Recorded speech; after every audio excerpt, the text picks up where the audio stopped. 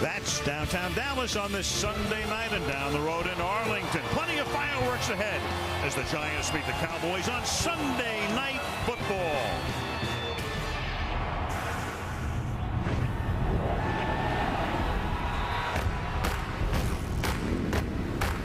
America, it's time. Sunday night is the night where the stars come out to shine. Under prime time lights is more than a fight. It's where heavyweights collide.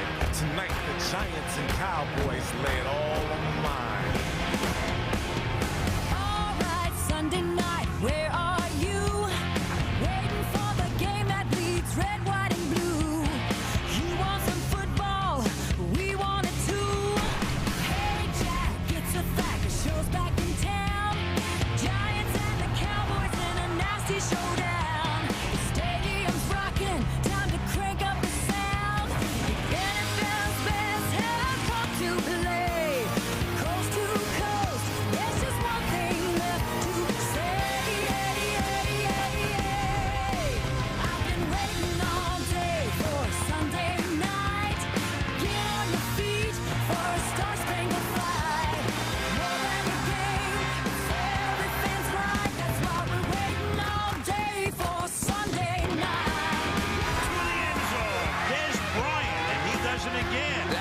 Impressive. Throwing for the end zone. Sunday night football on NBC. Al, Ed, and Chris are the best on TV. The stars are out. It's the place to be. 'Cause the NFL rocks on NBC. Yeah.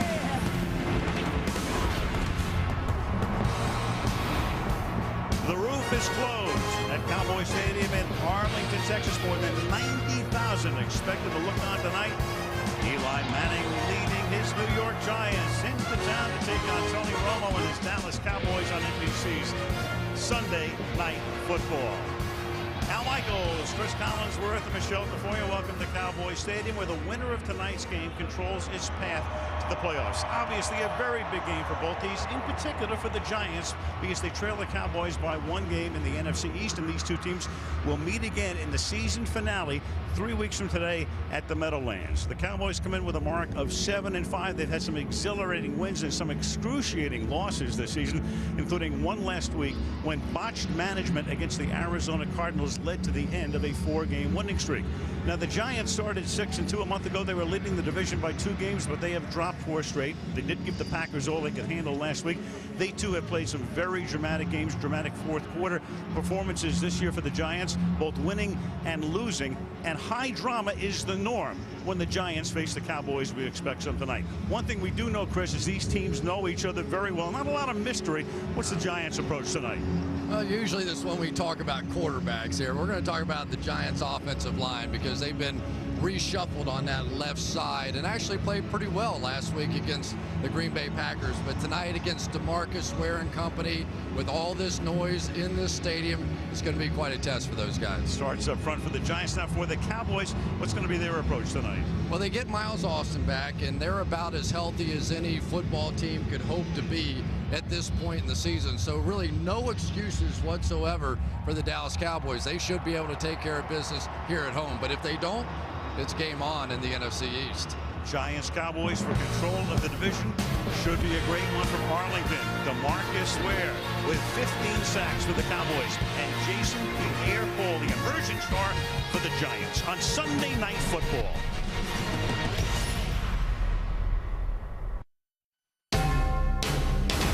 NBC Sports, home of Super Bowl 46, welcomes you to the following presentation of the National Football League. Up-to-date standings right now in the NFC East. Cowboys 7-5. Giants trying to get even with them. And the Eagles won today, but it's really a 2-team race. Remaining schedule, the Giants take on the Redskins back home next week. Then, in effect, a road game, but in their stadium against the Jets. So they have no more traveling. Cowboys have the Bucs in Tampa Saturday night, Philly here in 2 weeks, and then it's the Cowboys and the Giants on January the 1st. Jason Witten having another great year, the Cowboy tight end in his 9th season, down on the field with Michelle Tafoya. Al, thank you very much, Jason. A roller coaster season, some great wins, some agonizing losses. What do you guys have to do to ensure the wins you need to get to the playoffs? Well, this is it tonight. This is a big game for us. There's been some big wins, like you said, and been some tough losses, but we worked hard to be in this situation, and obviously we've got a tough game tonight against the Giants. Well, the Giants' their pass defense has been a little bit susceptible lately. What can you do tonight to exploit their inexperience and the injuries back there in the secondary? Well, getting Miles back is going to be big for us. That's an area that we need to try to attack. Obviously, the challenge is up front with those guys. They're really good getting the pass rush, so tough challenge for us, but this is what you play in this division for, to play these type of games. Jason, thanks very much. Thanks. And as an example of how depleted the Giants defense is, their starting middle linebacker, Chase Blackburn, was on the couch for the first 11 games of the season before the Giants signed him. He's replacing Mark Hertzlich. Also out strong safety Kenny Phillips and defensive end O.C. Umenyiora. And Jason Garrett tells us, Al, that Dallas is as healthy as they've been, although they are without tight end Martellus Bennett tonight.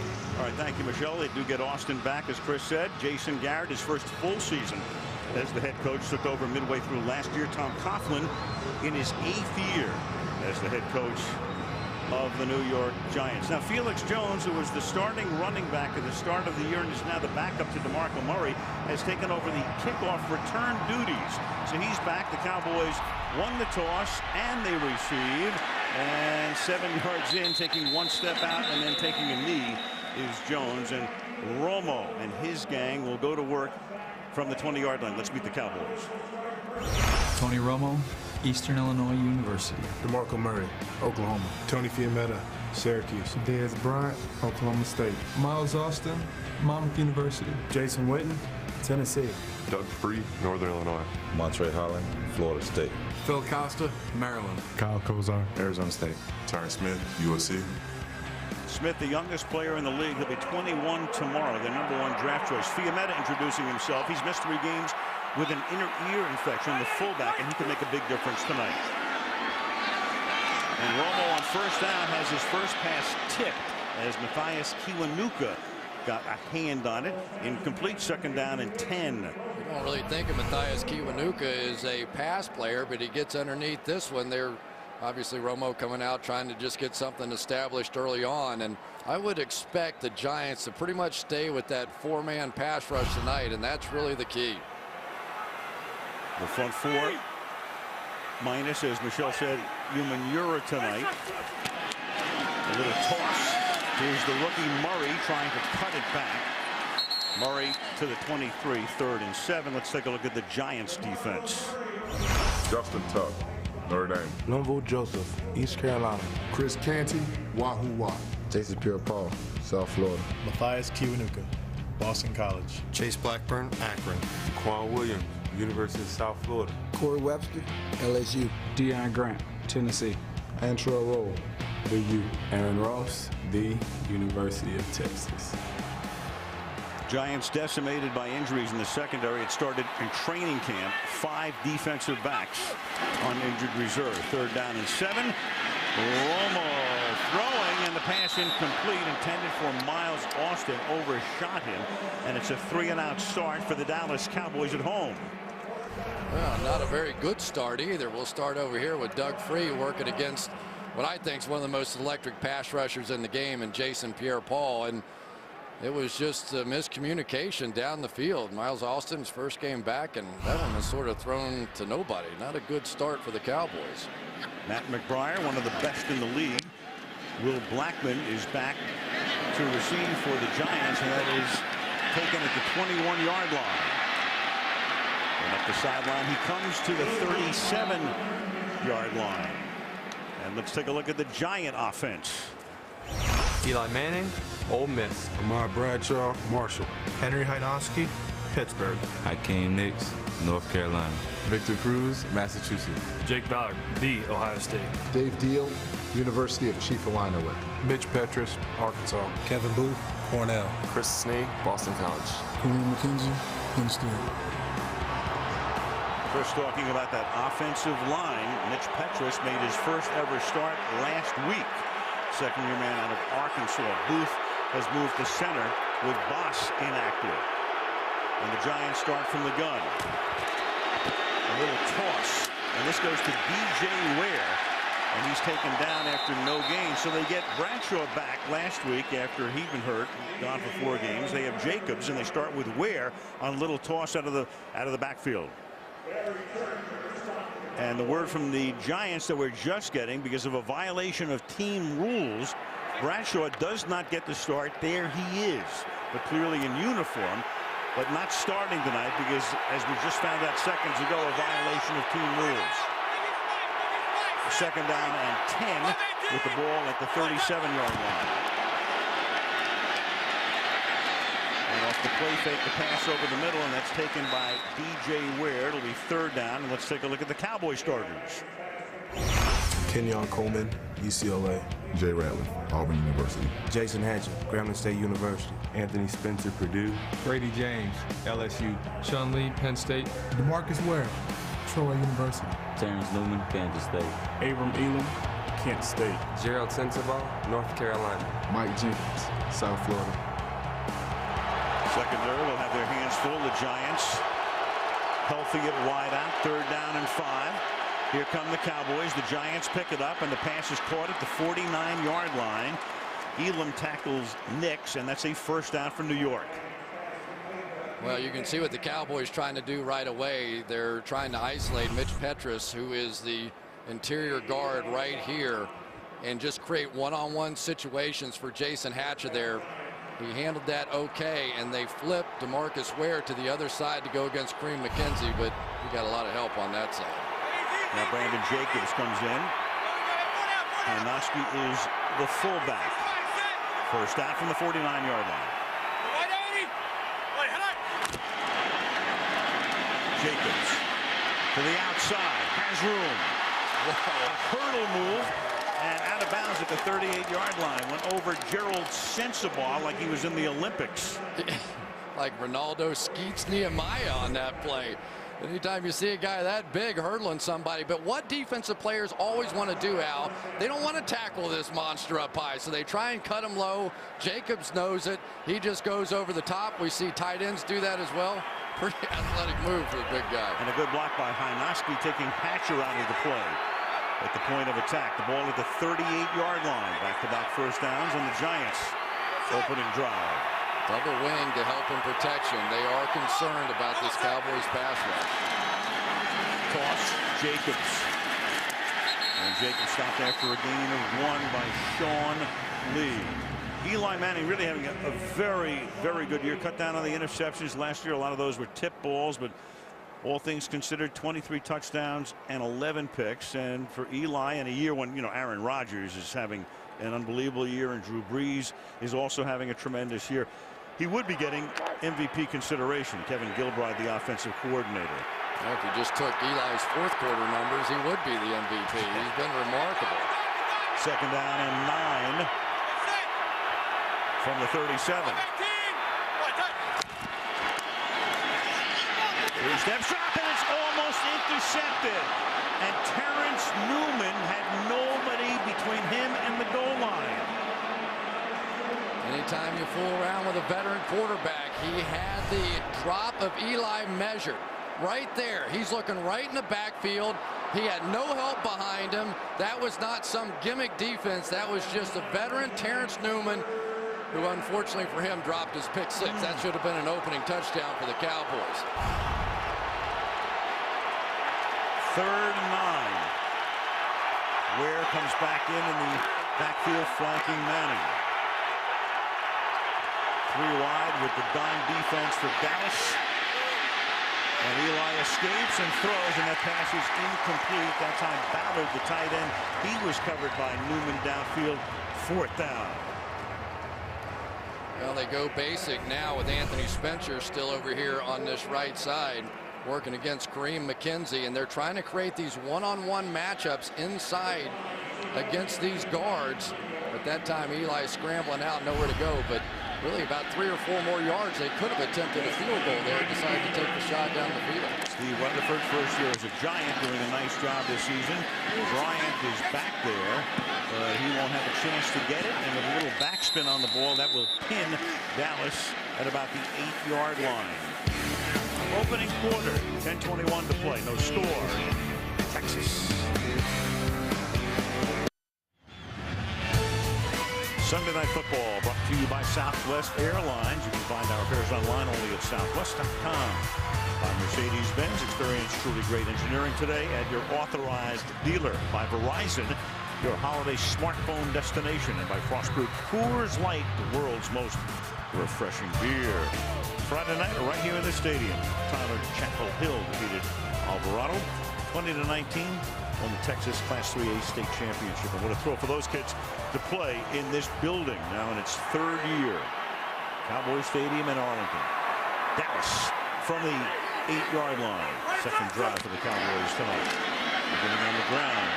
This is DeMarco Murray, rookie, third-round pick out of Oklahoma. So Tony Romo, now in his 9th year, started with the Cowboys beginning in 06 under Bill Parcells, took over for Drew Bledsoe. In fact, against the Giants at halftime of a Monday night game. Having a good year. His numbers are similar to Manning, but for Romo, those 3 excruciating losses, the one against the Jets on opening night and against Detroit, can certainly be pinned on him. And last week's clock management on 2nd down and 9, and Romo loses the ball and he's in the end zone. And Tony Romo with a safety. So Romo couldn't get control of the ball. Then he's in the end zone. He's down there, and the Giants take a 2-0 lead. New York up by a deuce, and they'll get the ball off the free kick when we come back.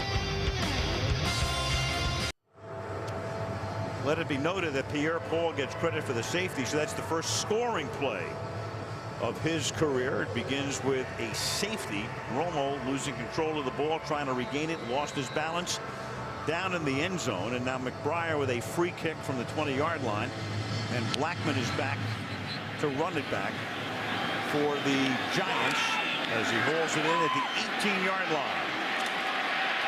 And the coverage is very good as they swarm them inside the 30-yard line, and back we go to the scoring play, Chris. A lot of stuff going on this play. Jason Pierre-Paul right here. The Cowboys decide not to chip with Witten. He works right around Doug Free.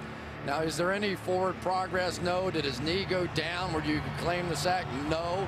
And Witten was trying to explain to him, listen, just get that thing out of there. You know, because a lot of times when he was lined up there, he was wide open. You saw Witten. He could have just turned and flipped that ball. But if Romo stays on his feet there, he could have just thrown the ball away and survived the 2 points. Could have, but the way it turned out, no argument at all. Clearly a safety at the end, and it's first down for the Giants now. And Manning with a deep drop, and he tries to set up a screen and loses control of the ball as he releases it. Pressure put on by Sensabaugh and by Lee as well. It'll be second down. Yeah, Gerald Sensabaugh, of course, we're talking about Rob Ryan. We're going to see a lot of different blitzes. You'll see him coming up late on your screen.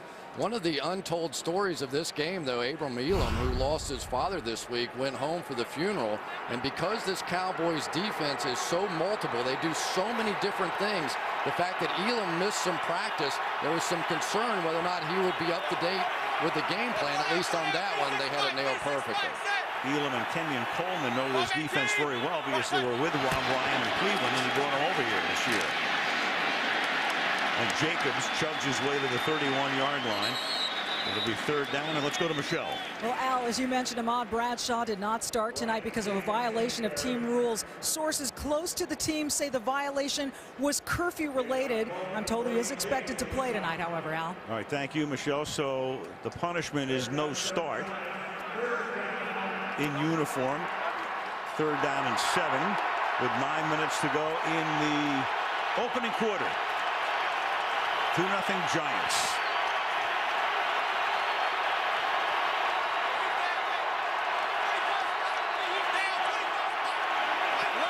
Play clock all the way down to 3 as the Giants finally get set.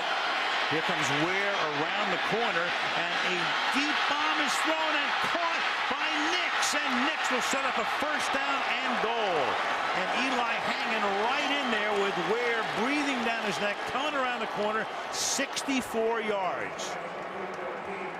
Well, you get the full-out blitz coming, and Eli is going to hang in there. But on the outside, there's just nobody deep because of the straight man-to-man coverage. You bring that kind of pressure, it means that you're going to have Allen Ball back there in a one-on-one situation since the ball doesn't get there. And the Giants are playing like they haven't for the past month. First down and goal. Jacobs is the back. They've got Hanoski in the game. And Ballard also, and a fade is incomplete, intended for Nix, who was covered there by Mike Jenkins. Manning has been terrific this year, going deep. 29 completions to targets more than 20 yards downfield, and that's #1 in the league. Here's Manning waiting for the play call. He's looking over at the bench saying to Kevin Gilbride, as you look at where as Manning is able to escape him. Eli waiting for that play call, which he gets now with 7:49. You've got Beckham in the game, who scored a touchdown last week. Play clock ticking down again to 4, 3. He gets it away, and he runs that same play, but to a different guy, this time to Beckham, and that's incomplete. So Jenkins just playing, in effect, the right corner no matter who comes out of the Giants pattern, covering on both plays, 3rd and goal. Well, Beckham's a big tight end, had a touchdown last week against the Packers, and I guess they're just feeling like the bigger body on the outside. Look at Eli, didn't he have the laces? Did you see him throwing the ball? Yep. Didn't even have his fingers on the laces. Sometimes the ball just lands funny, and you got to get it out of your hand so fast. Probably impacted that throw. Now you've got Nix going against Jenkins on the left side. Manningham has missed a couple of games. Set to the right. They run a draw on the inside, and the Cowboys are right there as Ware gets taken down behind the line of scrimmage. That's DeMarcus Ware. So they hold, and the Giants will have to settle for a field goal attempt. As usual, when the Cowboys need a play, it's DeMarcus Ware. People talk so much about all the sacks and his abilities, but when you talk to offensive coordinators around the league, they say he's one of the most disciplined outside linebacker types in the game. He plays to run as well as he plays to pass. So get away from Deal. Here's Tynes for a chip shot field goal, 23 yards, and that's good. With 7:07 to play in the opening quarter, the Giants leading Dallas 5-0. That's what you'll see when you log on to NBCSports.com. SNF Extra, in-game stats, highlights, HD video. Share your favorite plays. Mike Florio chatting with you. Michelle DeFoya reporting from the sidelines. All available at that website. Rob Ryan, first year as the defensive coordinator. Cowboys are improved. Kind of interesting. 2 years ago they were great under Wade Phillips as the head coach. Last year defense terrible. Wade got fired. This year Rob comes in, and Wade meanwhile has done a magnificent job with the Houston Texans. Kickoff goes through the end zone, and Romo will go to work from the 20 when we come back to Cowboys Stadium.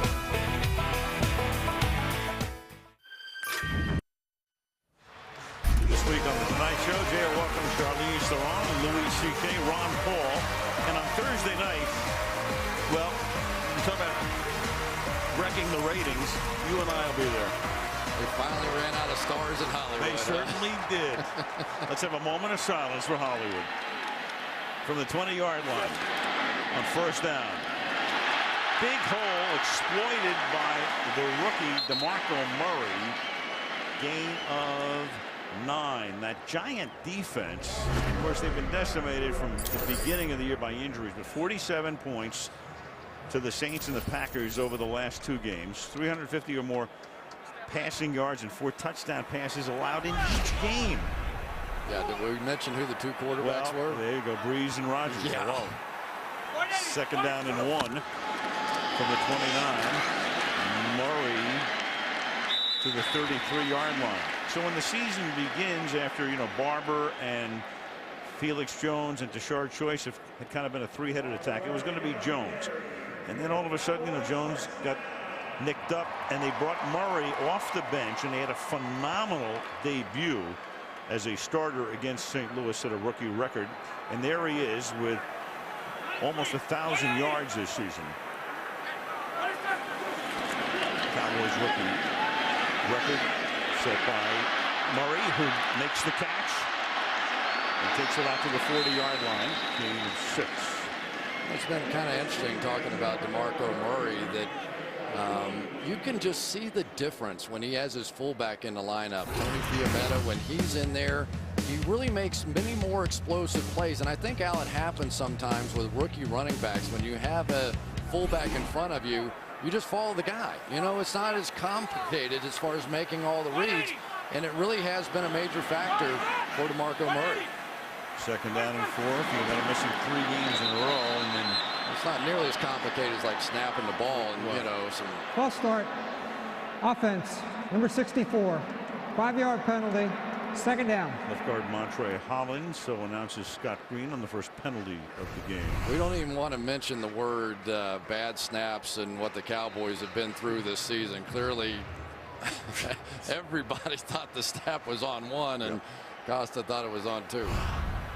So there's a penalty on the left guard when it really should be on the center. 2nd down and 9. They run a draw. The Cowboys staple. And that's Murray fighting his way close to a 1st down. Tollefson making the tackle. It will be 3rd down and 1. And now Murray is slow in getting up. So he's rolling around, and there's an injury timeout. Watch Murray finish this run. Now, this is what I like about this kid. Watch him put his head down, split those 2 defenders, and get up the field, and couldn't tell exactly what happened to him. Well, Murray down, the crowd oohing and ahhing as they look at the play on the board. Injury timeout.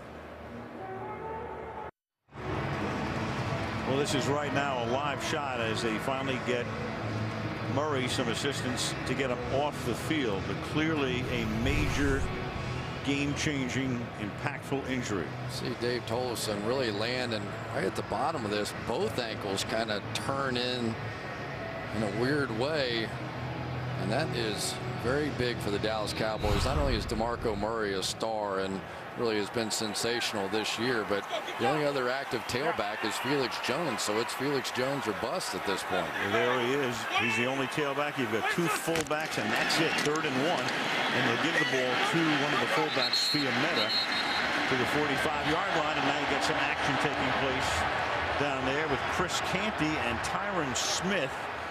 Canty, who's been around for a while, 7 years in the league. Smith, the youngest player in the league, as we said before. The rookie out of USC.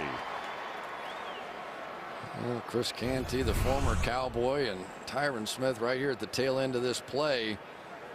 There you go. Going to finish that one. Helmet off, and it's a good idea not to throw the punch at that point. From the 45-yard line.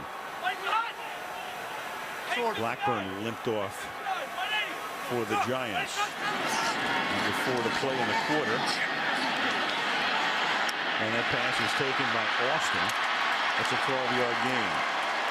Chris, what now? I mean, that's a huge injury. You have 2 active running backs, and now it's going to be Jones all the way. All right, so how does that impact what your offensive game plan is going to be right now? Well, and plus the fact that we talked a little bit about Felix Jones with the Dallas Cowboys, and their feeling is that maybe he is better as a complementary back, not a guy that's going to carry the ball 20-25 times. They were hoping for about 10 carries out of him tonight and about 20 from DeMarco Murray. Well, forget that now.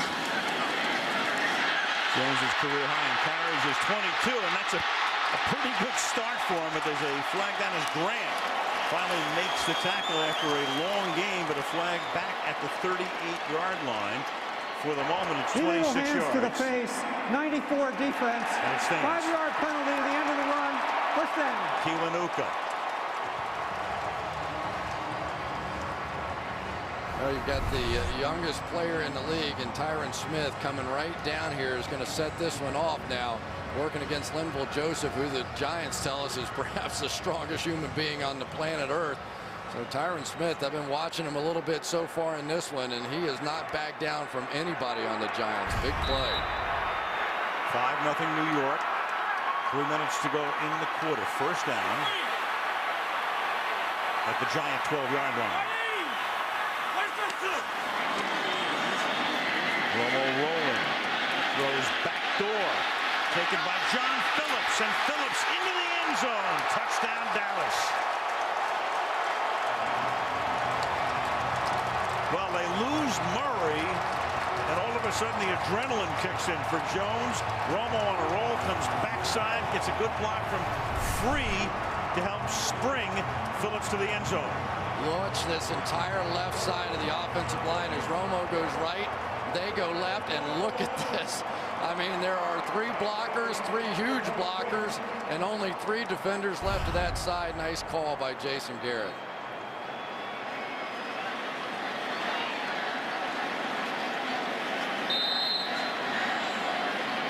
Now the rookie free agent Dan Bailey for the extra point with 2:49. That's Phillips' first touchdown reception of the season. The kick is good, and the Giants have now trailed at one point or another in every game this season, including this one, 7-5 Cowboys.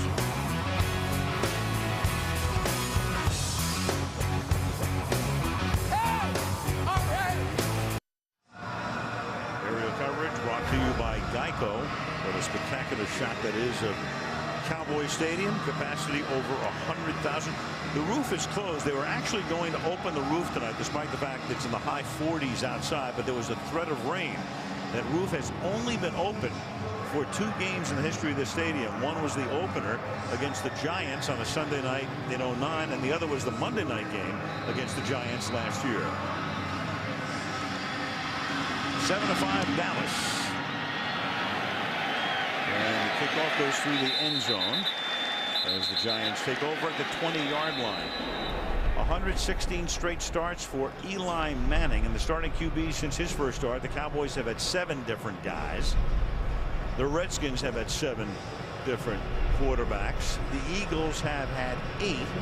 And now you've got Eli, 116 consecutive starts, tied for 3rd most all time, behind only, of course, Brett Favre, who's out of sight, and his brother Peyton, who had his string, of course, snapped this season. I'll tell you what's impressed me, though. 5 of the Giants' 6 wins this year have come when Eli led them on 4th quarter comebacks. And he looked like he was going to do it again last week, and with that beautiful drive, but then Aaron Rodgers answered it. From the 20 on first down, here's Jacobs. Tough guy to bring down.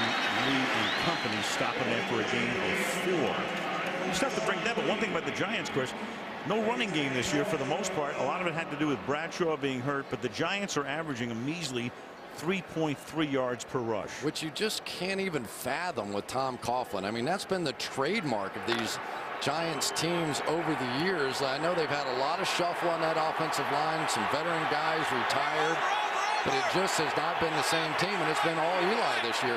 Last week they ran it a little bit better, but that was the Packers defense that was missing their 2 starting inside linebackers. 2nd and 6. Off play action, sliding left, and then throwing, and the pass is right on the numbers to Hakeem Nicks for a first down. Tell you what, it's a pretty good sign in this league when you can get double coverage and beat it for a big play down the field. Mike Jenkins, who came back last week for his first game after being injured, and Eli hung with him all the way. All these Giants receivers back and healthy now, and it's entirely possible that we're going to see a guy like Mario Manningham be the key guy. The more they double Hakeem Nicks and some of these other receivers, that sometimes it's a remote guy that ends up the star. 23-yard gain. He's already caught 3 balls from 94. Jacobs, the middle was clogged, so he springs to the outside, and a big run for Brandon Jacobs. Down to 7th year. 4th-round pick of the Giants back in '05. Picked up a 15 yards. To play, you have to be able to run against pass rushers. You have to be able to get inside them to slow them down with a little bit with the pass rush. But watch Hakeem Nicks down the field finish that block on Terrence Newman up at the top of the screen. Watch this. Just came up with a big reception. Stays on him. Beautiful block. DJ Ware is the tailback. Play fake, pressure on, and Eli has to throw it away. The pressure put on by Ware. Tom Coughlin, through the years, the Giants rush offense, if you go back to when Tom started in '04 in New York, 2nd best in the league, 133 a game, and last this year. And then they're best in yards per carry at 4.6, and there it is, 3.3, which won't get it done. It's just amazing. And now they have their lead back, Ahmad Bradshaw, out with rules violation. Tom Coughlin, he only knows one way to do it, doesn't he? I mean, if you break a rule, you're not going to play, even though it is sort of the elimination game for the Giants. Very consistent through the years, both at Jacksonville and with the Giants. Eli escaping and throws, and along the sideline intended for Nix, and Hakeem Nix is able to make the grab, which would be his 4th reception already in this quarter, covered by Newman, first down. Well, first of all, Hakeem Nix with a tremendous move on the outside, but Eli Manning's the one that really sets it up, gets pressure from the inside, and now Terrence Newman is expecting Eli to be throwing from the pocket, but when he's outside, it is the angle of this throw as much as anything that really beats Terrence Newman. First down, waning seconds of the quarter. Jacobs to the outside again he goes, and grabbing him by the back of the shirt was Lee to stop him. And that's going to take us to the end of the first quarter here at Cowboys Stadium in Arlington, Texas. Control of the NFC East at stake in this one. End of 1. It is Dallas 7 and the New York Giants 5. And Sunday Night Football continues after these messages.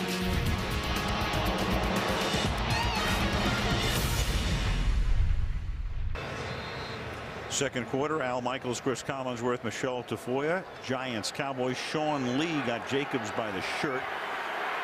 Good year for him, second-year linebacker out of Penn State. We begin the second quarter with a 2nd and 6 at the Dallas 23-yard line. Still no Bradshaw. With where the back and the pass is thrown, and with very tight coverage, it is caught by Travis Beckham. Good catch.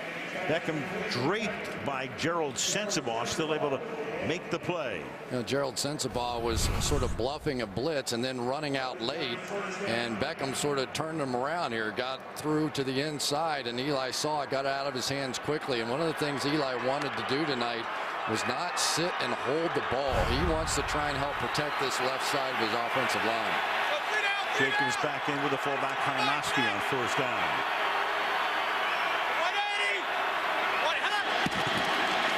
Toss to Jacobs, and Jacobs gets inside the 10-yard line. Terrence Newman up from the corner to make the tackle, gain of 3, 2nd and 7. Yeah, Eli didn't look too enthused to be blocking DeMarcus Ware on the backside of that play on that one. He sort of wheeled around and did the pitch, and nobody was going to block Ware. And Eli saw him, and he goes, oh, I got to protect my guy. Oh, he'll be all right. Don't worry about it. It's not bad. That's a good quarterback block. Chipped him. Semi-chip. 2nd and 7 from the 9.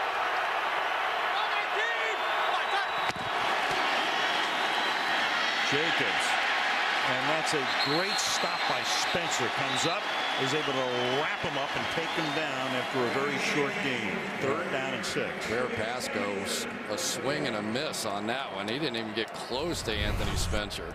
Coming across with the motion, and watch this. Bear Pasco dipped his shoulder, and Anthony Spencer dipped into Brandon Jacobs.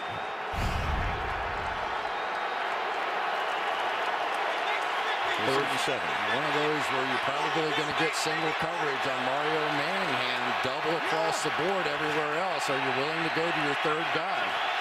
Manningham covered by Newman to the right. Eli not even looking there, looking left all the way, and throws that one with a flag down out of bounds. Intended for Jake Ballard, and down on the ground is Mike Jenkins.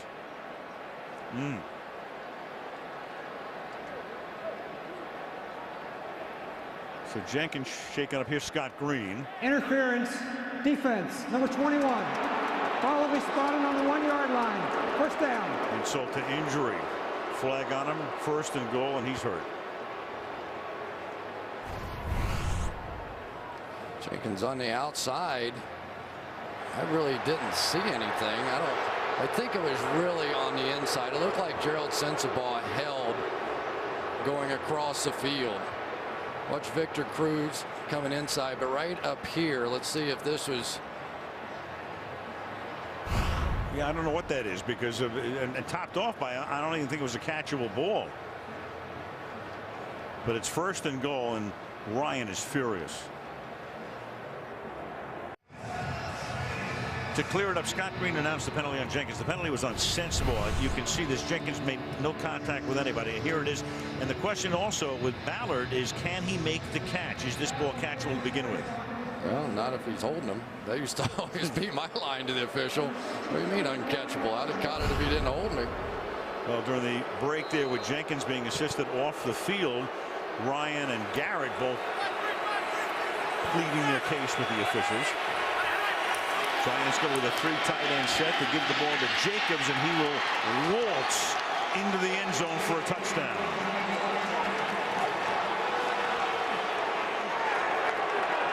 $80 yards, 10 plays, and Brandon Jacobs caps it off on a 1st and goal, 55th career rushing touchdown, tying Tiki Barber for the most in the history of the New York Giants.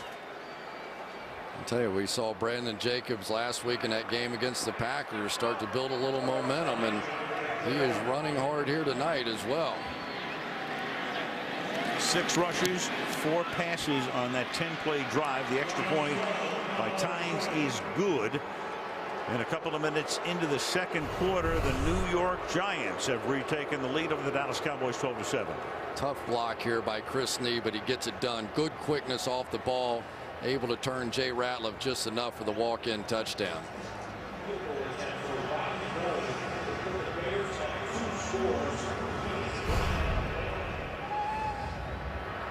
I'll tell you what, Brandon Jacobs has picked it up, though, with Ahmad Bradshaw knocked out, his good friend, by his head coach, Tom Coughlin.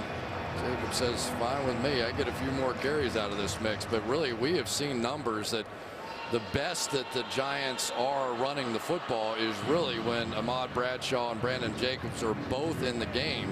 And when one of them misses, those numbers fall off dramatically. Allows them to have some balance, and there's Bradshaw still on the bench because of disciplinary reasons. And Michelle indicating from sources close to the team it had to do with a curfew violation. And there he is, at least able to share and exult with Jacobs after Jacobs takes it into the end zone. You know, he asked Sean Lee, the linebacker for the Cowboys, if you could take one of those 2 guys off the field, who would it be? And he said Ahmad Bradshaw, and Tom Coughlin obliged. Yeah, right. Ogletree is back to run the kickoff back, but he went from 9 yards deep. Among the active quarterbacks in the league, fewest passes to 20,000 career yards, Roethlisberger throwing 2490, and then Romo with Rivers 3rd. So Tony going to the 20,000 mark. He's been a starter here since 06. Took over in a game against the Giants on a Monday night. Drew Bledsoe had a bad first half. In came Romo, started the next week at Carolina on a Sunday night game, and he's been the guy since. Here's Jones. Jones to the 25. And you know, you look at Romo, we've talked about it in the past, Chris. I mean, the Cowboys have such a great quarterback tradition, of course, with Roger Staubach and Troy Aikman. And you go down to guys like Danny White and all that. The legacy of Romo still to be determined, and a lot's going to depend on whether or not they ever have the Lombardi Trophy march through the parking lot here. In this building, you bet. This is a guy in Tony Romo, 19-2 during the month of November, just a 7-11 record in December, and that's got to change. You know, there's just no way around it. You get in games like this, wearing the Dallas Cowboys uniform, you have to win here. 2nd down and 5. Swing to the outside. Jones stopped a couple of yards shy. 3rd and 2. Here's Michelle. Well, an update on DeMarco Murray. He's getting x-rays on his right ankle. He's questionable. Mike Jenkins went off. He is getting x-rays on the right shoulder. We don't have word on his status.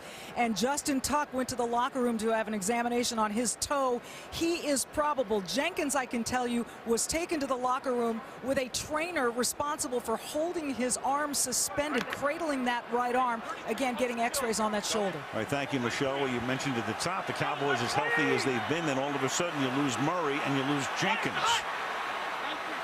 All of the story right now. 3rd down and 2. Inside handoff, and Jones is going to get the first down, and plenty more up to the 39-yard line. Off the 3rd down and 2. Following Kozar, the pulling right guard first down. Well, Jason Pierre-Paul, very much a feared pass rusher, but this time it's John Phillips against the run, making that block. So remember, you're taking Justin Tuck out of the game now on the other side. So I would expect the Cowboys to give more and more help over here to this side with Jason Pierre-Paul. That injury is certainly going to help them. Tony floats one, and that is caught. And this is Tony Fiametta, the fullback, making the catch, and that should be enough for a first down at midfield. One thing we know about the New York Giants is that they have shuffled their linebacker core, it seems like 1,000 different ways. Last week we even saw him play Dave Tollefson, one of the defensive ends at linebacker, for a little while.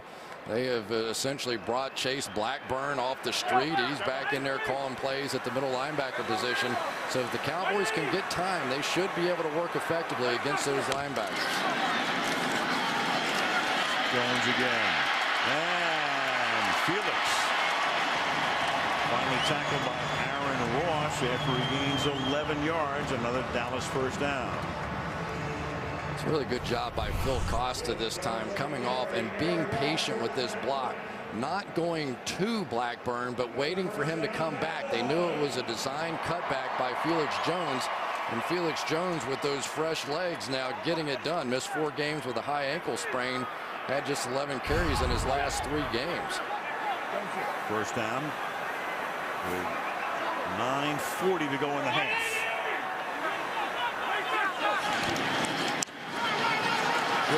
Jones, well, he knows he's got to get it done. He's the only running back, with Murray back in the locker room. Gain of 6, 2nd down and 4. Well, we first saw some of this stuff with Brett Favre back in the day, and Tony Romo is about as good at it as Brett is. Watch it fake the little quick screen out there, his eyes that way, and then come back with the draw. Cowboys been one of the best draw teams in the league this season. 2nd and 4. Jones slips a tackle in the backfield, works his way inside the 30-yard line, and that's a first down. Now, there's no question that I think this Cowboys offense a little different with Tony Fiametta in there at the fullback position.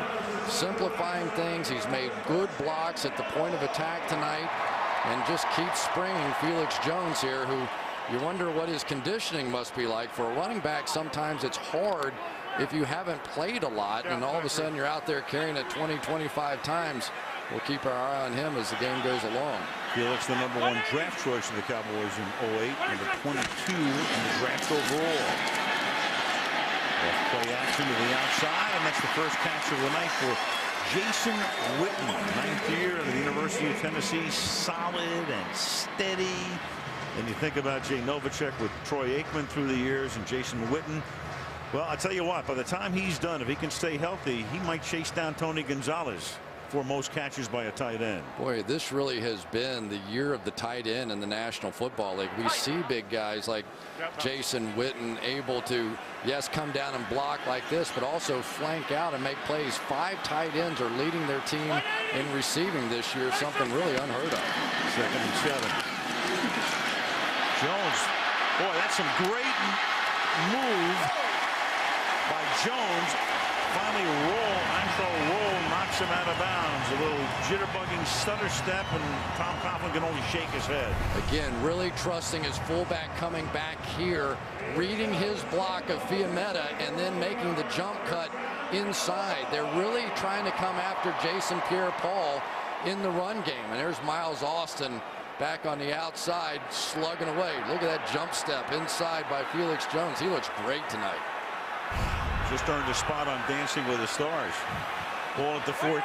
He's carried 7 times for 76 yards and caught a pass. Give it to the fullback as a change of pace, and this is Fiametta going nowhere.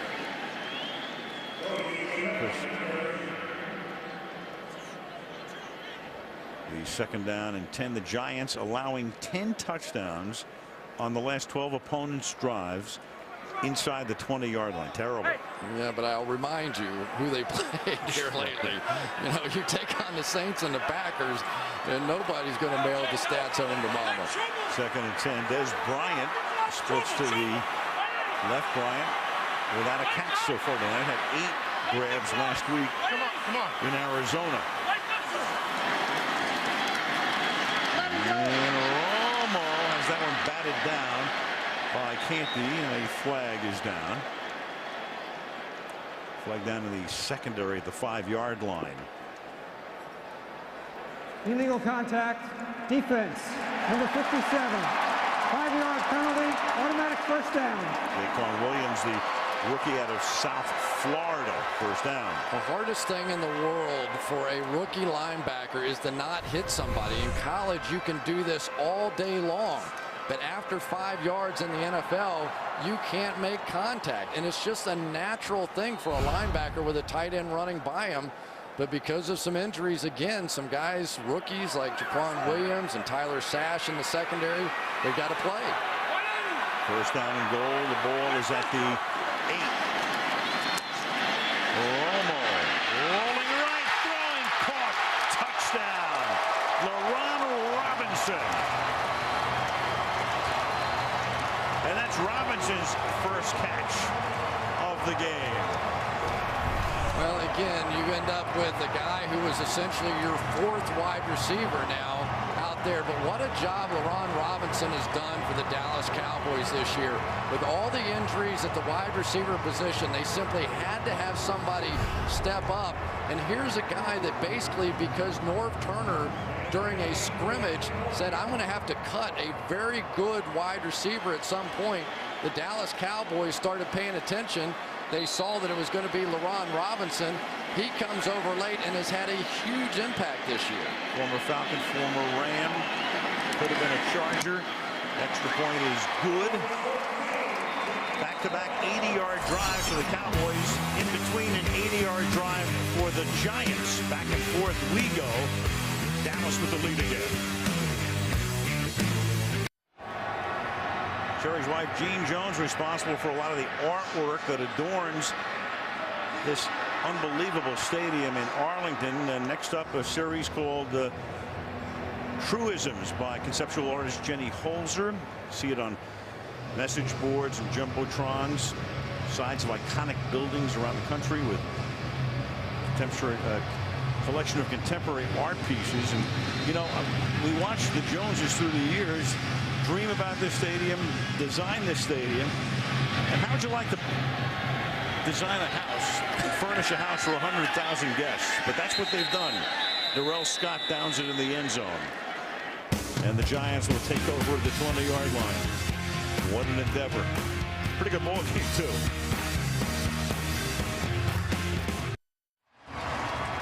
The Cowboys leading tackler by 39 tackles right there. Sean Lee, Penn State. Pretty incredibly, Rob Ryan telling us the other day that the 2 most dedicated defensive players he's ever been around, Teddy Bruschi and second-year man Sean Lee. Brady James has been the leading tackler for the Cowboys for the past 6 years, but this season, this guy has really made a name for himself. Really big plays, big interceptions, and all over the football. And playing despite a wrist that he contacted with Mike Vick's helmet at the end of October. And Manning throws, and that'll be caught by Victor Cruz out of the 36-yard line. Cruz having a big year, but for him tonight, that's catch number 1. It's a really interesting thing to see. Right here is Sean Lee, and because Brandon Jacobs has to come up and block him, that means David Deal gets no help on the outside that time against Anthony Spencer. It's an interesting strategy because it creates some one-on-ones for those outside guys. We'll keep an eye on that tonight, but DeMarcus Ware may get more one-on-ones if they stay with that than he would otherwise. Orlando Scandrick is in for Jenkins, and then Spencer comes across the line of scrimmage. Each team points to the other side naturally.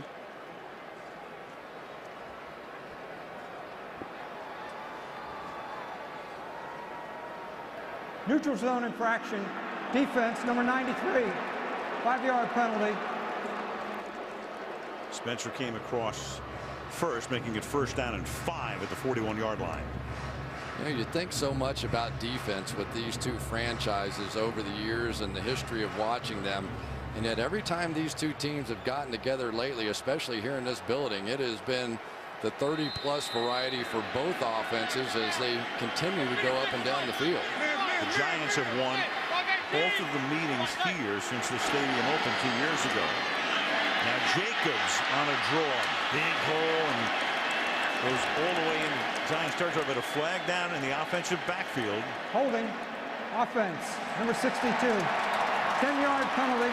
1st down. That said left guard Mitch Petrus, who came to the stadium last week not even knowing if he would dress against Green Bay and wound up starting the game. Yeah, really, he had the block made over here, and he just simply held on the tail end of it to ensure the block. Ratliff tried to jump to the inside, so he knew he had the block, but then when he hooked his arm, got caught. Really was unnecessary. He had the position. 1st and 15 from the 31. DJ Ware is the running back.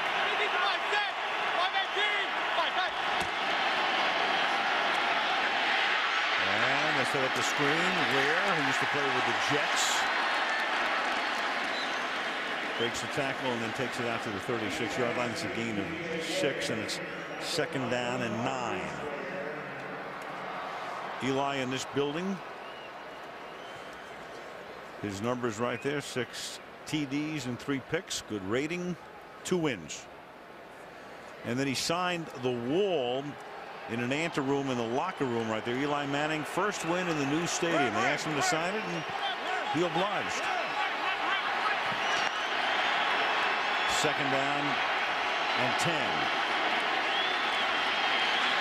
And Manning, and that's off the hands of Victor Cruz. Jenkins has now come back into the game. Good news for Dallas there, 3rd and 10. I bet you Jerry Jones didn't ask him to sign that wall in the locker room. No. And for Mike Jenkins, it has been a tough year. He came back last week and played well, and well, you're just down to that time of year, Al, when everybody hurts. Everybody's in pain. I always thought if you could hold some players out until the last month of the season, they'd look like they were going 100 miles an hour. You can see almost the way he's dragging that arm, but he's going to give it a go. And we'll see if Eli gives it a go in his direction. On 3rd down and 10, and that is dropped by Cruz. Flag down back at the 38-yard line. Line of scrimmage was the 36.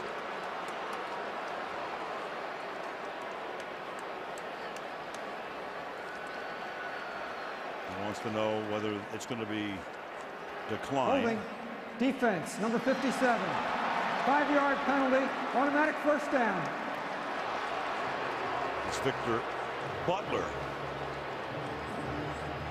And that was a 3rd and 10 play. Big penalty.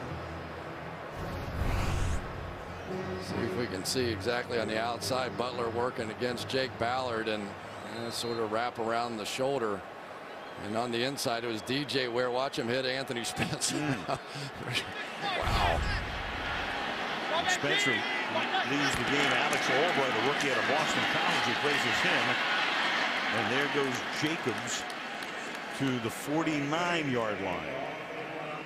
Well, I tell you, that was a heck of a block by Henry Hynoski, the fullback, on this one. Watch him come up and make this hit. Not only get the block, but seal him to the inside to give Brandon Jacobs a nice running lane in there. Brady James right out of the play. Ball at the 49-yard line. 3.5 to go in the half. Dallas up by 2. Winner controls its run to the playoffs. And Jacobs will chug his way across midfield and be very close to the 1st down. You know, coming into this game, Kevin Gilbride understood that he was going to have protection issues. And his comment to me was, if we can run it, I'm not going to do anything else. He goes, we have to establish that we can run the football to allow our offensive linemen to go forward and get those pass rushers moving a little more laterally instead of just flying up the field to come get Eli. Again, team discipline, even though Bradshaw has dressed. Apparently, at least he's out for the first half. You would have thought maybe it was the first quarter, but he hasn't played at all tonight. So far, not needed. On first down, here goes Jacobs. That's a gain of 2. So far tonight, the Giants have carried the ball a total of 14 times for 55 yards. Yeah, it's been so interesting on this offensive line. David Boss had been the center, and that had been going just okay. He came over from San Francisco and didn't really give them exactly what they were hoping for. So Kevin Booth came in. I was talking to Kevin to play the center position before the game. He said before last year, I'd never played center in my life. Played once last year, a few times this year, and here he is in a big one against the Cowboys. And Manning throws, and that's caught on the outside by Hynoski. He takes it to the 43-yard line, and that takes us to the 2-minute warning with 1:54 to go to the half. Cowboys by 2. We'll look at 30 Rock Toyota halftime show coming up. Tom Brady got into a heated sideline argument. Pats beat Washington. Texans get to the playoffs for the first time. Dramatic win at Cincinnati. Tim Tebow and the Broncos have won 6 straight. Bob will talk about that phenomenon coming up on the Toyota halftime show. 1:54 now, 3rd and 4 for the Giants from the Dallas 43-yard line. And Manning deep downfield. Is it incidental contact? And that's what they say with Newman and Mario Manningham coming together. 4th down, no flag. Well, Eli deciding to go to Manningham, and he is indeed the guy that got the single coverage, and he was there. Would have had a good shot at this ball, but you see Terrence Newman looking back for the ball. Tangled feet, good call, no foul at all. That was a big play in the game, because now the Giants are going to have to punt. And Des Bryant is back to try to run it back if Weatherford allows him the opportunity.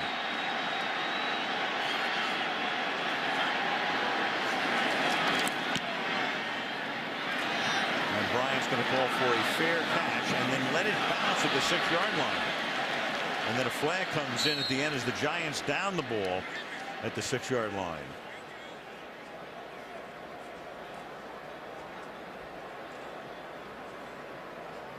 So Bryant lets it go. Yeah, did Bryant call for a fair catch signal? I think he did, and if he did, you can't block.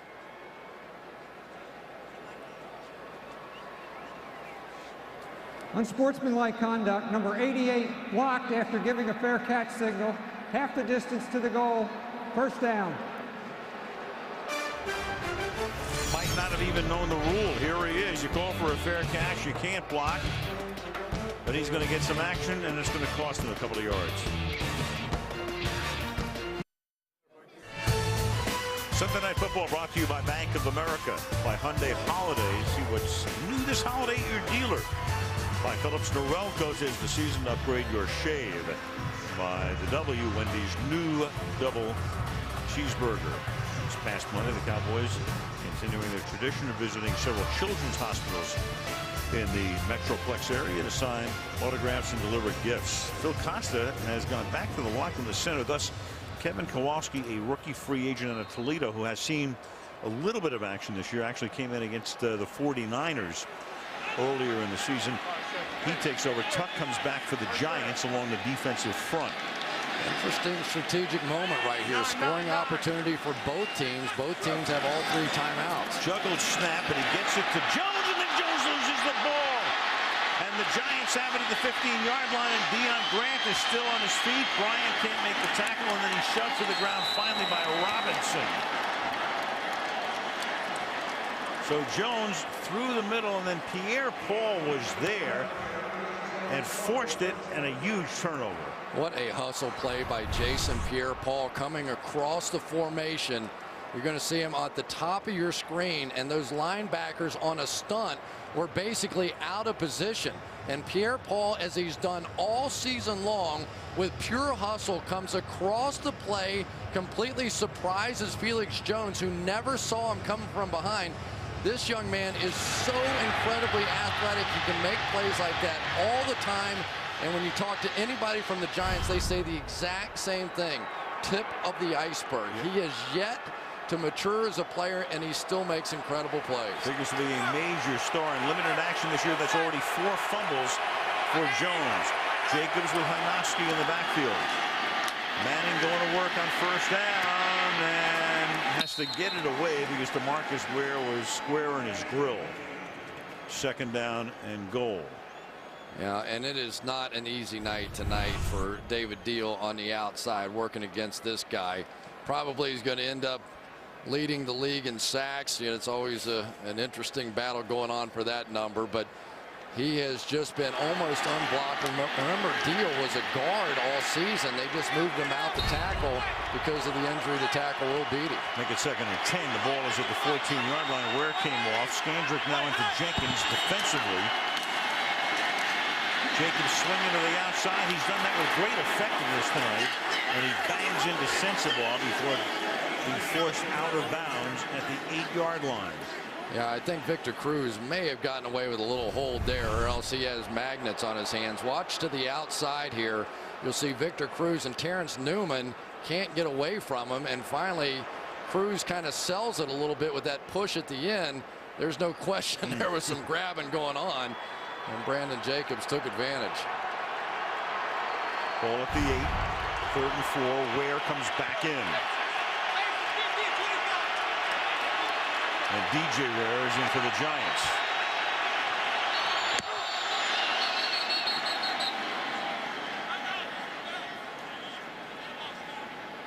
Timeout, Dallas. This is their first charge timeout. It's a 30-second timeout. Their first. Well, tomorrow night, Fear Factor is back. The season premiere right here on NBC, and you can see it tomorrow night, 8 Eastern, at Pacific, 7 Central, and Mountain. Fear Factor. Look at that shot. Cowboys Stadium. A little over $1 billion. That's what it'll get you. You ever been in a stadium like this before? No, sir. No, me either. I tell people all the time, if you're in Dallas, take a tour of it. You've got to see it to believe it. It is fantastic. And there's that incredible board. Stretches from 30-yard line to 30-yard line. In HD. 9 yards deep. That's down there by Ogletree. 63 ticks to go, and we check with Michelle again. Well, Al, you had noted that rookie Kevin Kowalski had come in at center. That is because starting center Phil Costa went to the locker room and is now out because of a concussion, Al. That's a big, big loss. Thank you, Michelle. As Kowalski will have to go the rest of the way. You know, it's interesting. Ordinarily, you'd say, okay, the Cowboys, it's time to go to work here. They've got a couple of timeouts, but now with that substitution and a rookie free agent in there at center, see how aggressive they are.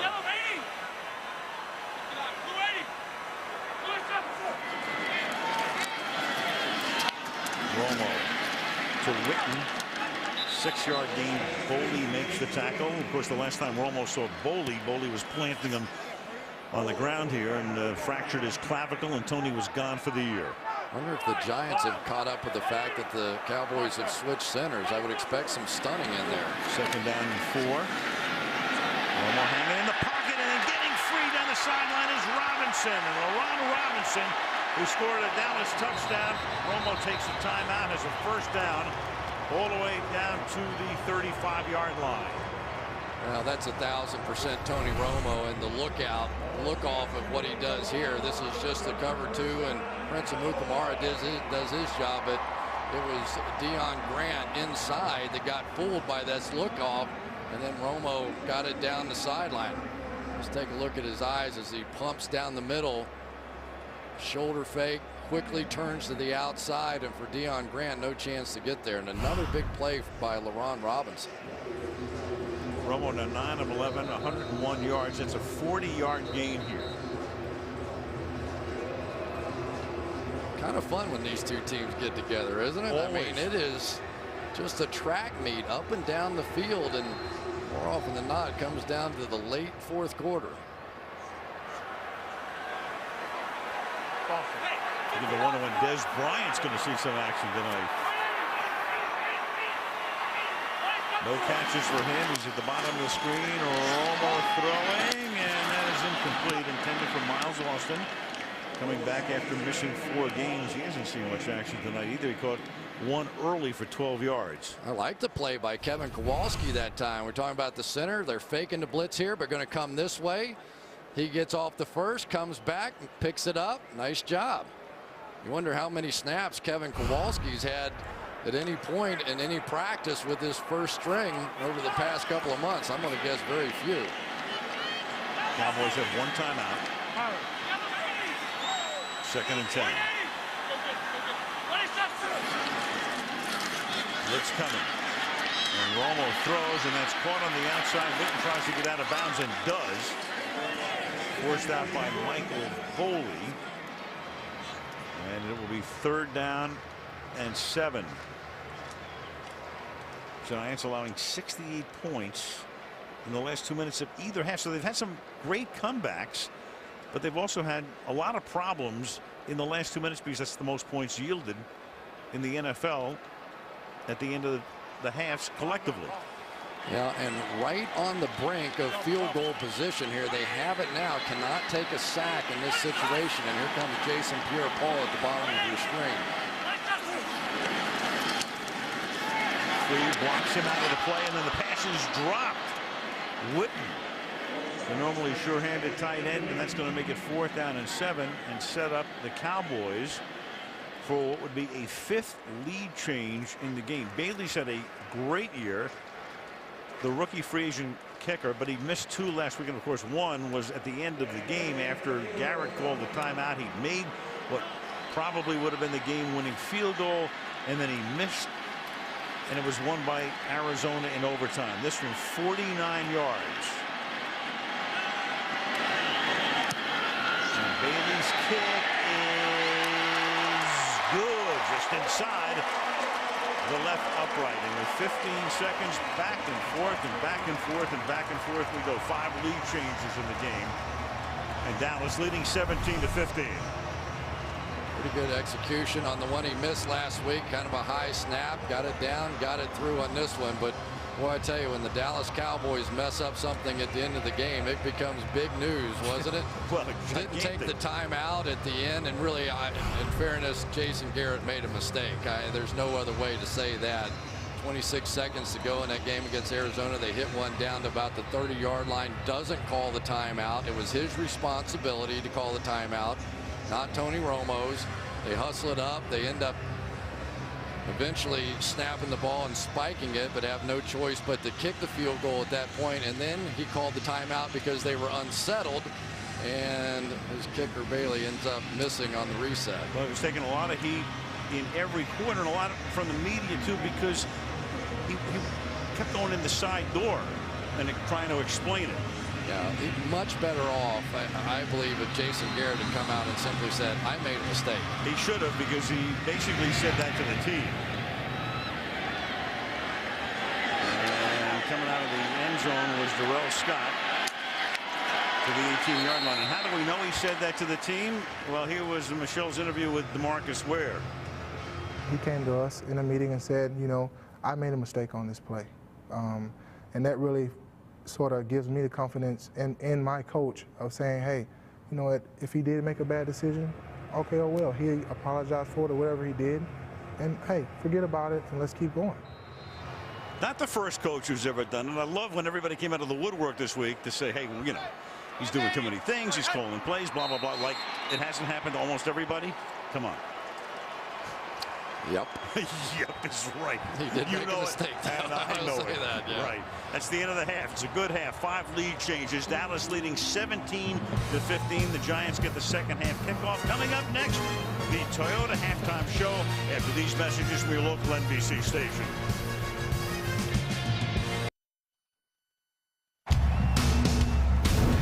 It's time for everybody to know who we are. 1, 2, 3, Cowboys.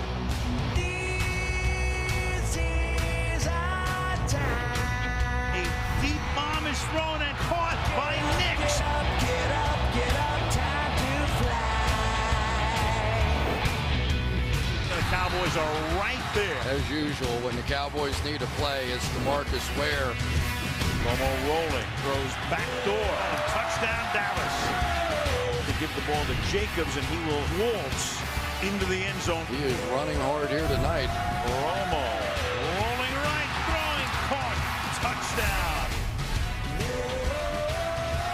And on to the second half. We go in Arlington, Texas. Al Michaels, Chris Collinsworth, and Michelle Tafoya. Sunday Night Football. The winner of the game controls its path to the playoffs. If Dallas wins, they'd be up by 2. If the Giants win, they'd be tied with Dallas in the standings, would own the tiebreaker for the moment, and these two teams will meet again on the final Sunday of the season. Giants will get the ball. Bailey's kick to start.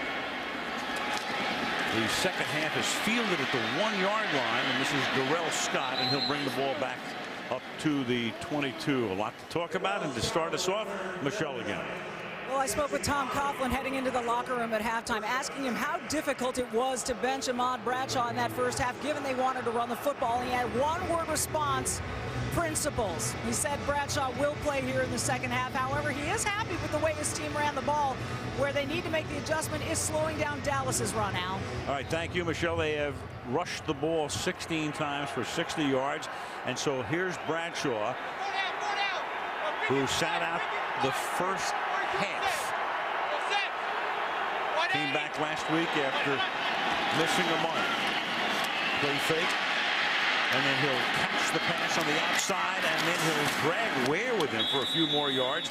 Ware and Spencer finally knock him down, but not until he gains 9 yards. First half numbers here: rushing yards, Cowboys out in front in that area, 7.3. Giants with the passing yardage advantage, and the total yards just about even.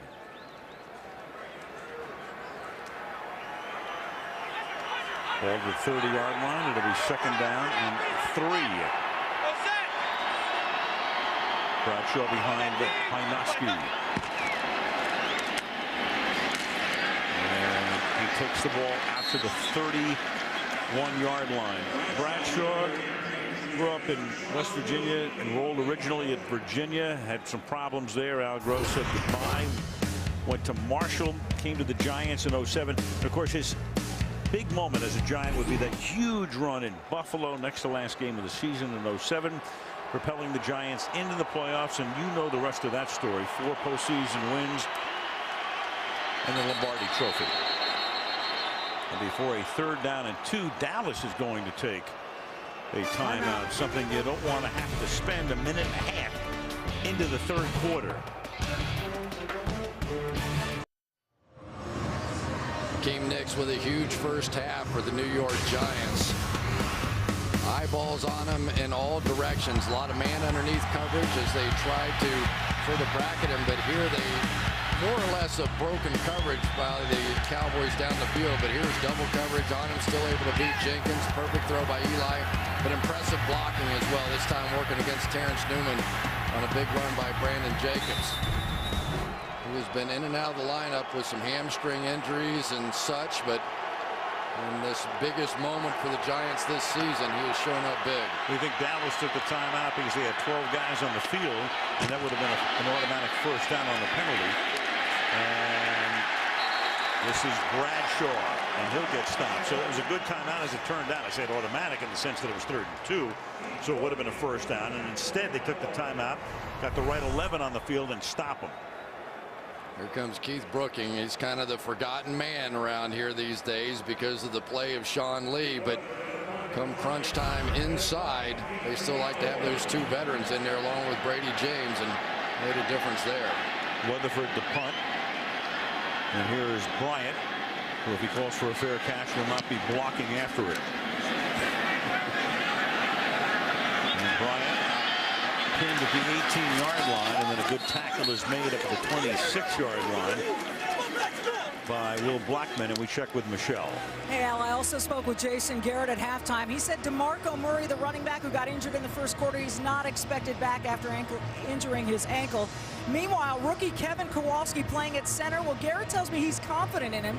He's played some for them this season. He does get some snaps in practice. He calls him a mature rookie. And as for Giant killer Des Bryant, he hasn't got a catch tonight. Garrett told me they're playing a lot of cover two, taking him out of the game, so they just have to find other ways to move the football out. All right, thank you, Michelle. Last year, Bryant scored 4 touchdowns in the 2 games against the Giants in his rookie season. 3 on receptions, 1 on a punt return from the 28. 1st and 10 for the Cowboys. Inside handoff. This is Jones, and Michelle talked about Murray not expected back, so it's all up to Jones right now, the only other active tailback. Well, let's take a look at how they were covering Des Bryant there in the first half. They're really exactly right. Sort of man underneath coverage, and then Corey Webster just running underneath 2 deep safeties, and that's how you end up taking guys away. Now, one of the ways to combat something like that is for your quarterback to take off and run. Wouldn't be surprised to see Tony Romo try and break out a few times in this half. 2nd and a deuce. From the 36-yard line. Jones again. And Jones fighting his way for what appears to be a 1st down. Really, but for the fumble, and that's a big but for right there. It was an impressive half for Felix Jones. As we continue to see the Dallas Cowboys, really both these teams, they're not taking huge risks. Both of them understood fully the impact that the pass rushers could have in this game. And you think back to the Eagles game for the Dallas Cowboys, when that Eagles defensive line simply took over the game. Not wide open, but very interesting, almost compelling, and 5 lead changes in the opening half. The 38-yard line on 1st down. Romo with a deep drop, under pressure, and down he goes at the 34-yard line. Chris Canty, former Cowboy, with the sack. Well, one of the things that the Giants were hoping for tonight was to get some isolation right there against these guards. Chris Canty, the former Dallas Cowboy, very excited to come back and play against his old team. Comes up with a big sack on that one.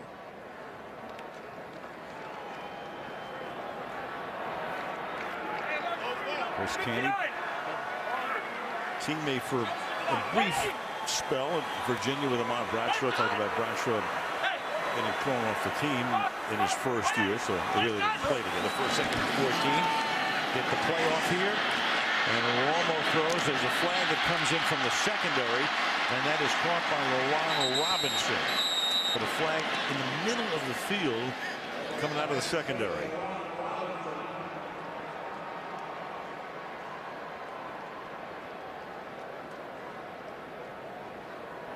Holding, defense, number 31. Penalty is declined.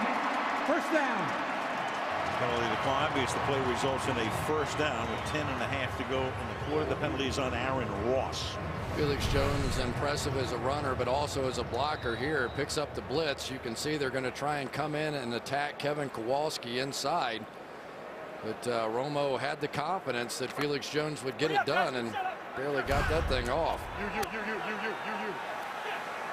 From the 48-yard line.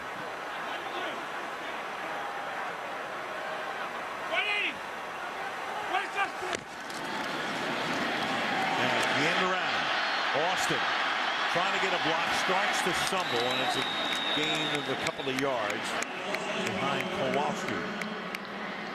Gain of 5, 2nd and 5. Well, Kevin Kowalski at least knows his playbook here, because they're going to a few of the gadgets. That time they pulled the center, Kowalski, out and around right here to lead block on this reverse. Everybody blocks down. He gets out there on an athletic linebacker, Michael Boley. Gets it done. Now it's Jones. He starts to slip as he tries to make a cut. Peter Paul makes the tackle, and that will set up a 3rd down. And it's going 4. I'll tell you what, this Jason Pierre-Paul just keeps doing things that flashes greatness. Here he takes on the pulling tight end, bounces off, and still makes the play. Jason Pierre-Paul, a guy that was a basketball player growing up. Basically, his high school coach begged him to come out. He said, yeah, coach, sure I will. He had fully intended to go home, and his coach was waiting for him in his car. Giants picked him in the first round last year out of South Florida. 3rd down and 4.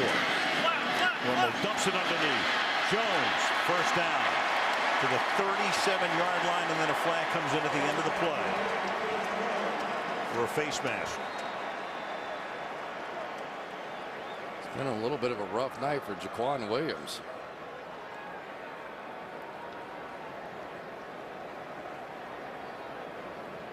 There is no foul on the play for grabbing the face mask. Right. First down. Night got a little better for him. Yeah, it did. I could see what the officials saw. Let's see. Yeah, well, he's inside the helmet. You know, they don't. The incidental face mask doesn't exist, but usually when you tackle a guy inside the helmet, that does exist. Well, the reaction from the crowd is because 90,000 of them just saw the replay in Super HD and a 60-yard long screen. 1st and 10 from the 38. Straight man-to-man coverage if Romo wants it. There's 5 receivers out. Going for Bryant, and too high, and behind him as well.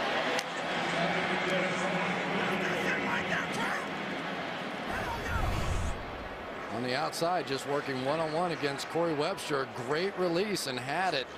And it was Antrell Roll coming across the top. But really, that was one of those plays. Whenever you get that wide open off of your release, you hope that your quarterback's going to zing that thing in there and not allow that safety to come in late. But that time, I'm not sure Romo believed Roll could get there. He started to the far right and sprinted across the field the other way and still got there. Bryant still without a catch, and Austin has just 1. Giants show blitz all the way here. It's a toss to Jones. Jones able to stay inbounds. Nice run. Well, he's done a nice job tonight. Got in behind Doug Free again. Murray got hurt early on. Murray, the #1 back. Jones seeing spot duty and the run back guy, but it's been Jones tonight who's had to pick up the slack. One of the problems, you blitz everybody to the inside. It's easy to get outside. A lot of times you'll see quarterbacks check to some kind of a hot screen out to the wide receiver. The quick pitch does the exact same thing. It also discourages that defensive coordinator from calling more blitzes. 99 yards on 12 totes for one Felix Jones. 33 now. Romo throwing, and that pass incomplete in front of Robinson. Is that a good night to this point, but Tony a little off the mark here, 4th down. Yeah, it was the safety, and I think it was Antrell Roll who jumped up right in the way of Robinson, threw him off stride, and that is what caused the pass to be missed. Romo had already started his release at the time he saw Robinson start to jump around, and the timing just wasn't there because of it.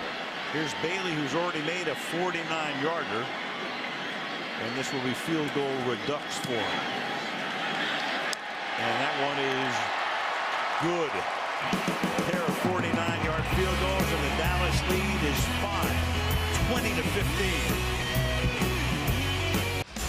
The Philadelphia Phillies play in Citizens Bank Park, and there'll be hockey there. January 2nd, the annual Winter Classic, the New York Rangers and the Philadelphia Flyers, right here, 1 o'clock Eastern Time on NBC.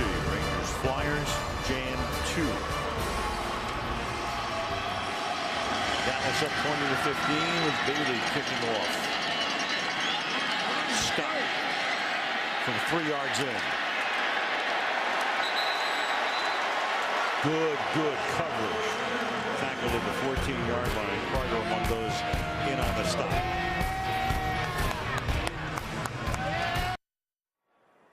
Sunday Night Football brought to you by Mission Impossible. Ghost Protocol in theaters everywhere. December 21st, rated PG. By the Lexus December to Remember sales event for a limited time. By Bud Light, the official beer sponsor of the NFL. Here we go. And by Best Buy.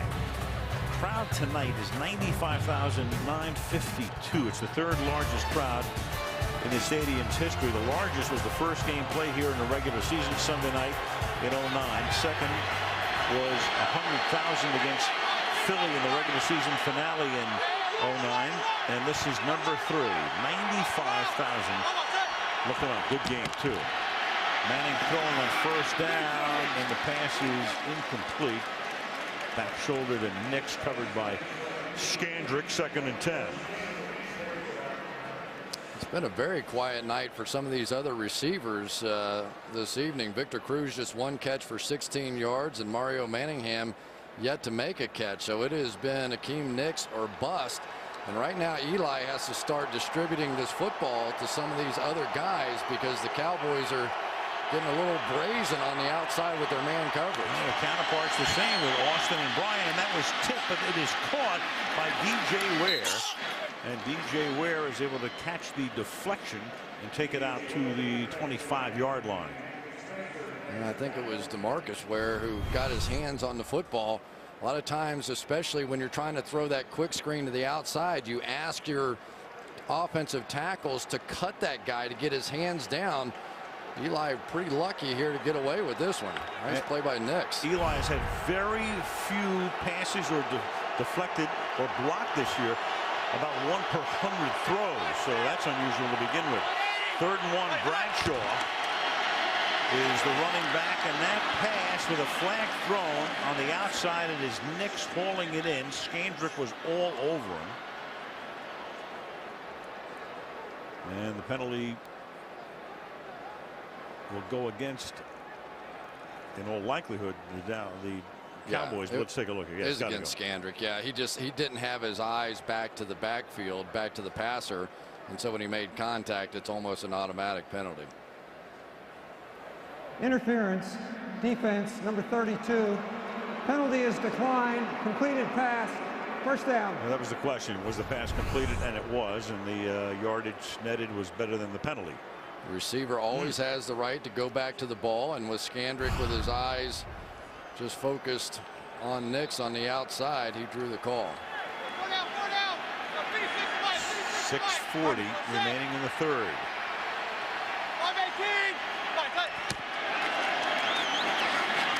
Jacobs pulls straight ahead. We're talking about Cruz and the fact that he's been a non-factor tonight, but you go back to his month of December, the guy in his first year with the team, November actually, 1,076 receiving yards, 3rd most in Giants history through the first 12 games of a season. In the month of November, led the league in receptions and receiving yards, and that's something no Giant player has done since December of 1935. Last year made a big splash in preseason, got hurt, and this year he has really emerged. Manning rolling, buying time, throws a wobbly pass that's incomplete. Pressure put on that time by Scandrick on a corner blitz. 3rd down.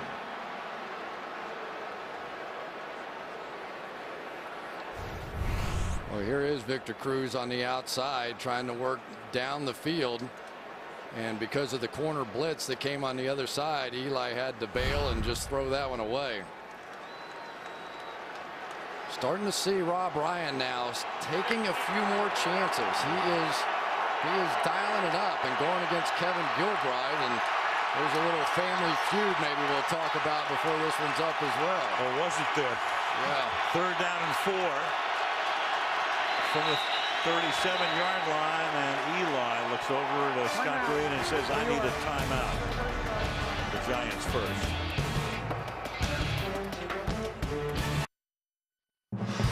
We go to San Diego next Sunday night. The Ravens are 10-3. They're one of 4 10-3 teams in the conference.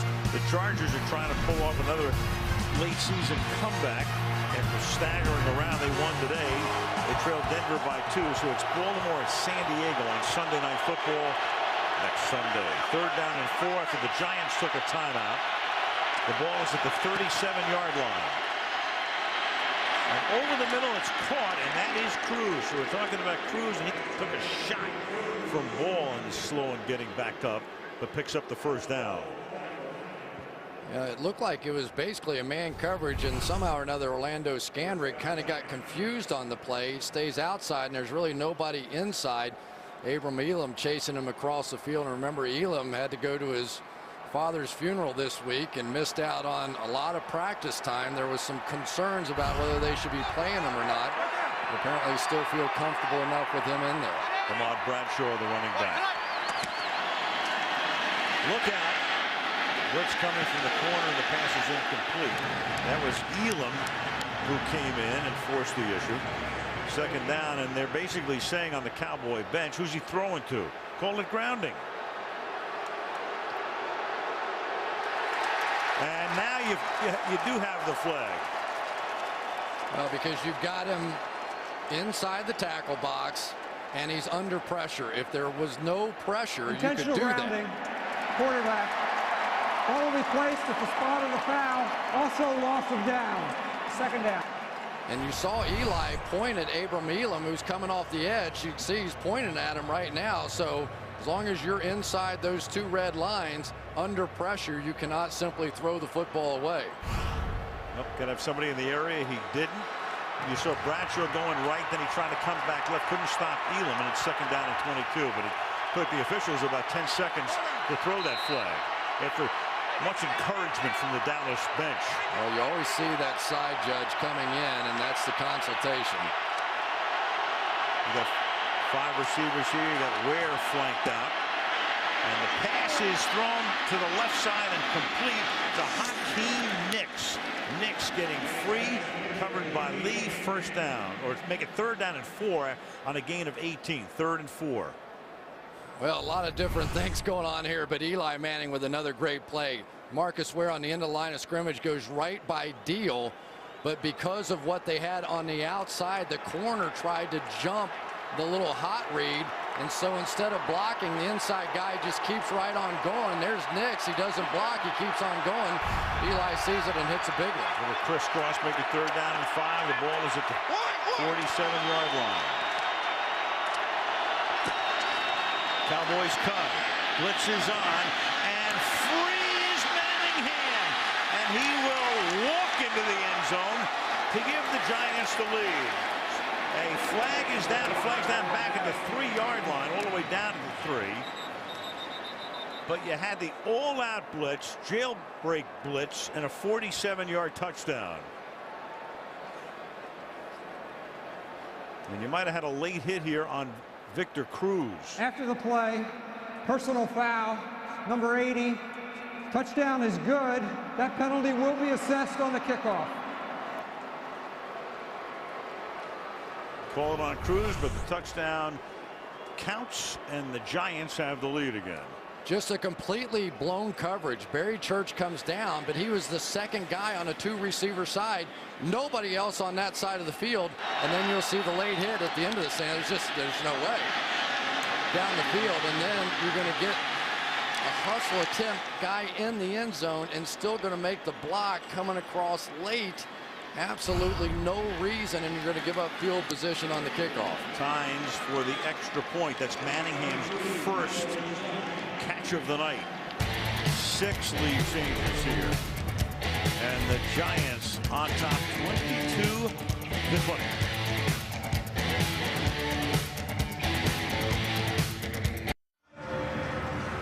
Let's look at a defensive coordinator after a totally blown coverage.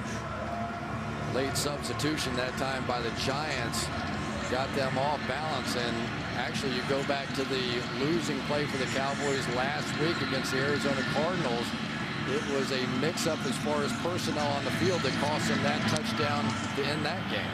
Because of the penalty, the kickoff now will be returned from the 5-yard line by Kevin Ogletree. He brings it back out to the 31-yard line, and back we go to the walk-in touchdown. Late substitution by the Giants, getting receivers on. The Cowboys try and match personnel, completely unsettled as they go. And what ends up happening is you get the corner blitzing and the safety blitzing and nobody covering the wide receiver. So as the late personnel change happened, the Cowboys matched it, but then messed up the coverage. And the Cowboys now down again by 2. Start from the 31-yard line. Of course, you were talking about the fact that Ryan was getting more aggressive and gambling more as the game was moving on, and that time it burns him. Can't help it. It's in his genes. Yeah. Caught by Jones to the 37. Again, DeMarco Murray, and the word too now is that it is a fractured right ankle. He came out. He was tackled in the first quarter, so it's Jones, and it's going to be Jones probably for the rest of the season, we would assume, with a fractured right ankle. You know, it's so difficult. It's so much fun to draw up all the blitzes, and Rob Ryan uses every defender on his roster in different packages, but it's also very easy to get it screwed up. 2nd and 4, and the pass is incomplete, but a flag is thrown because Bryant was being pressured by Webster. Webster's going to plead his case to no avail. Yeah, same sort of play we saw on the other side. When the defender has his back to the quarterback, you're not going to get much benefit of the doubt, and that time Corey Webster was trying to time it out perfectly. Interference, defense. Ball will be spotted at the spot of the foul. First down. Again, Webster with his back turned to the quarterback. He knows it's coming, makes contact a little bit early. One of those bang bang kind of plays that goes against Corey Webster that time.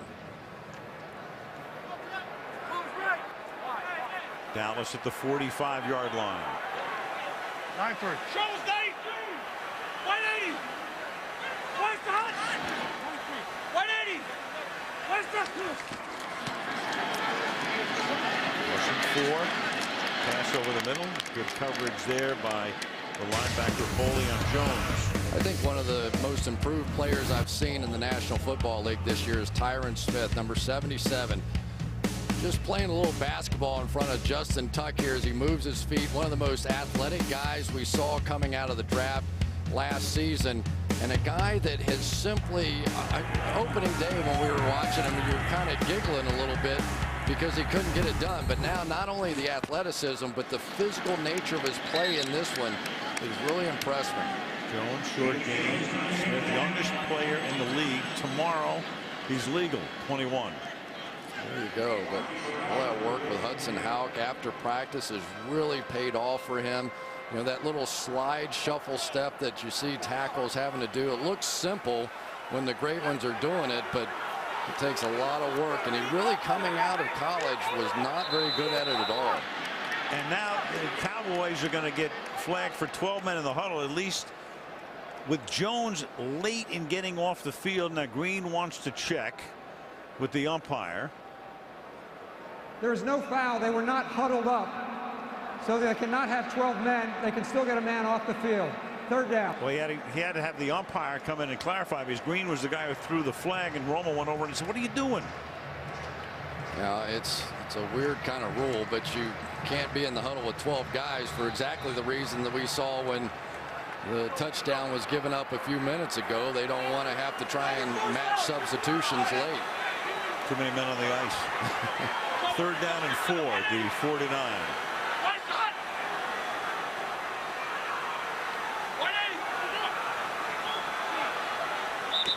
Oh. And you're going to get a false start against Dallas. False start. Offense, number 60. 5-yard penalty. Third down. The rookie Kowalski. Well, you heard all the double counts that time by Tony Romo, and he's trying to get the Giants to show whether they're blitzing or not. So he goes hard count here, and for Kowalski, it was too hard for him. Enough of a flinch to get the Giants to come across the line. 3rd and 9. I got him. 2 minutes left in the third.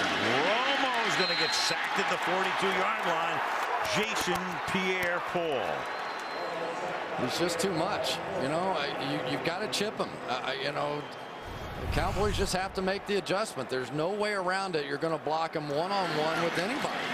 You just haven't seen it done all year. You watch him on tape enough, and he's like an octopus coming at you. Arms and legs, you think he's got 8 different arms flailing at you. Just quick moves, a dynamic player. 2 sacks tonight and 12.5 on the season for JPP. Pick fielded by Blackman. Brought down up at the 20-yard line with 1.5 minutes to play. DeMarcus Ware. Pretty amazing when you think about it. 15 of the 35 sacks for the team, but he does it basically on the road. Michael Strahan had 16.5 in his record-setting year through 12 games. So he has a shot at that. And oddly, in this stadium, 3 sacks on the road, 12. He's on his way to the Hall of Fame, in my opinion. He's been the dominant player, the dominant pass rusher now for the better part of the last 6 years. He's just fantastic. Now they're going to flip him over to work against McKenzie some. Out of Troy University in Alabama, first round pick in 05 was Ware, 1st and 10. Pass caught on the outside by Jake Ballard. DeMarcus Ware saw plenty of attention. The minute he goes over to the other side, they put Jake Ballard in motion that way and leave the back in there to chip as well. So he gets the tight end if he comes outside. He gets Ahmad Bradshaw if he comes inside. You don't get that kind of reputation and that kind of attention unless you're the best. Bradshaw behind Harnoski in this second down and 5.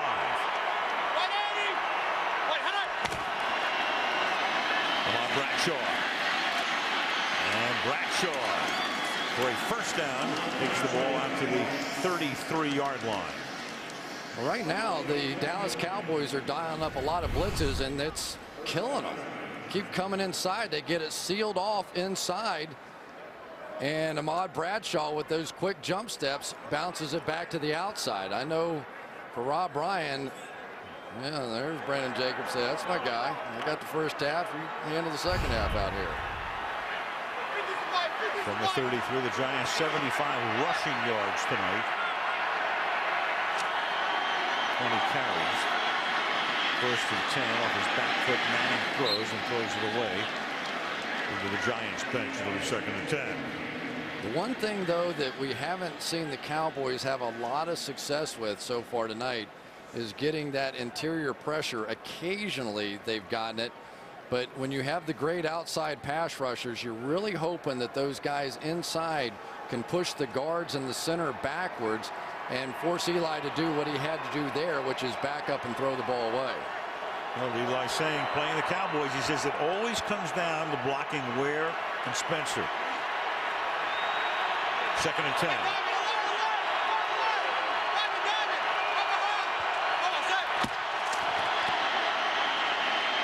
To the fullback, Harnoski gets free and gets undercut by Skandrick about 4 yards short of a first down, and slow in getting up is the fullback.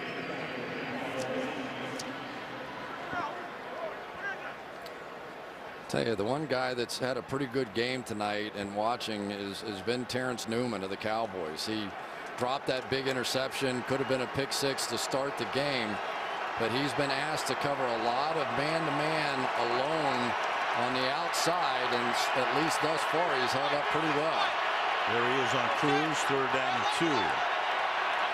But Pasco is the fullback now with Harnoski limping off the field.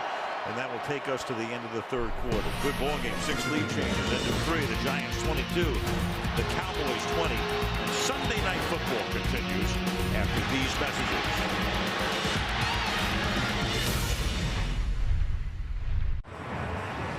There's downtown Dallas aerial coverage brought to you by Geico, home of the NBA champion Mavericks, home of the American League baseball champion Texas Rangers, the Cowboys, and the Dallas Stars as well.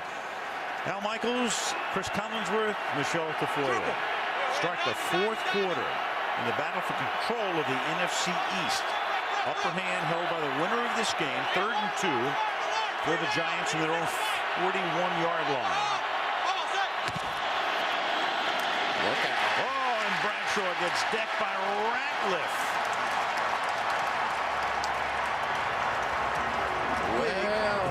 Big play to start the 4th quarter. Jay Ratliff just too quick for Kevin Booth on that one. Goes right around him and meets Ahmad Bradshaw about the same time he got the handoff.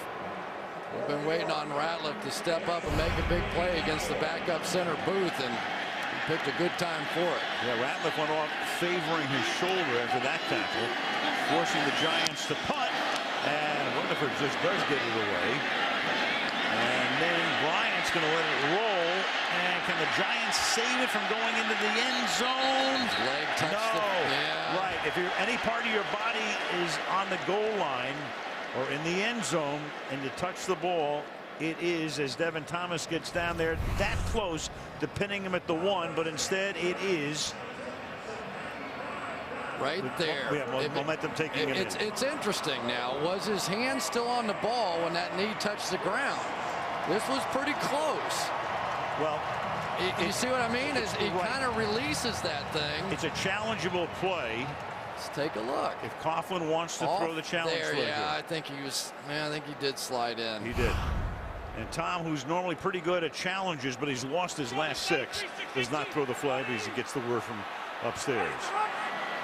From the 20-yard line, the Cowboys now. Yeah, the Giants showed blitz. Romo got him with the snap count. They showed their blitz. Let's see if he can get them now.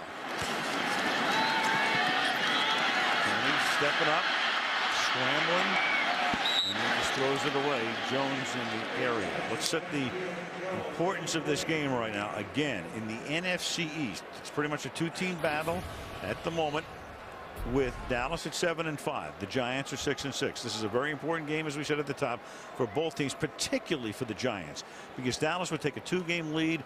They would have won the one head-to-head battle. They still meet on January the 1st. But the Giants would control their own path to the playoffs with a win. They'd be tied, and the Giants would have, at the moment, the tiebreaker by virtue of a win tonight. And the only difference in this game so far, the safety by Jason Pierre-Paul. 2nd down and 10. And a fumble snap by Romo, but a flag is thrown. Delay of game, offense, 5-yard penalty, 2nd down. Again, going with that rookie center, Kevin Kowalski. Giants, Cowboys.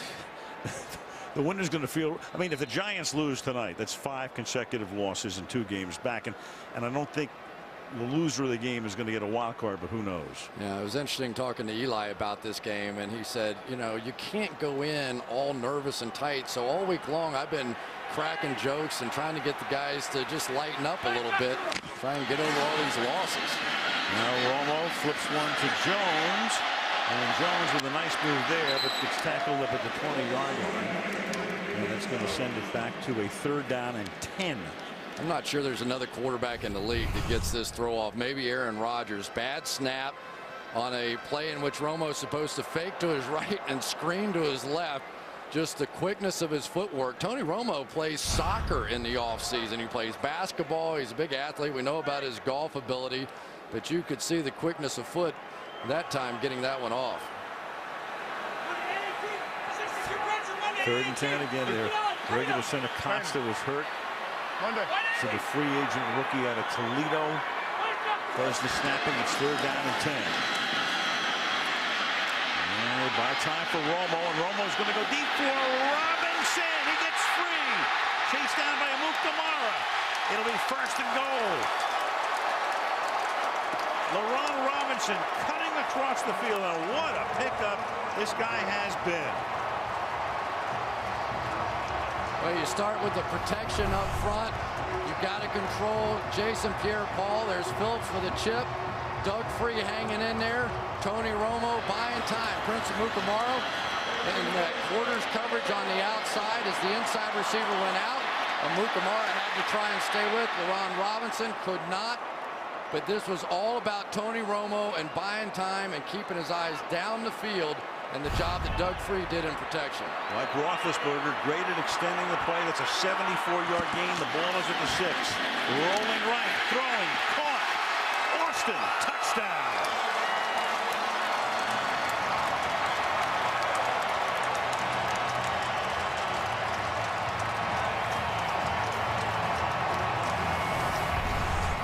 Not a lot to this one. Just going to be a quick out to the outside. And Romo rolling that way, able to sneak it into Austin, and it's taken a while for Austin to be a factor in this game, but in the clutch, you know where Romo likes to go. Checking it out upstairs. Green says it's confirmed.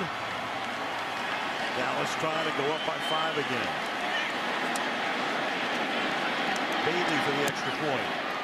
And that is 3 80-yard drives for the Cowboys tonight against that Giant defense. 27-22 Dallas.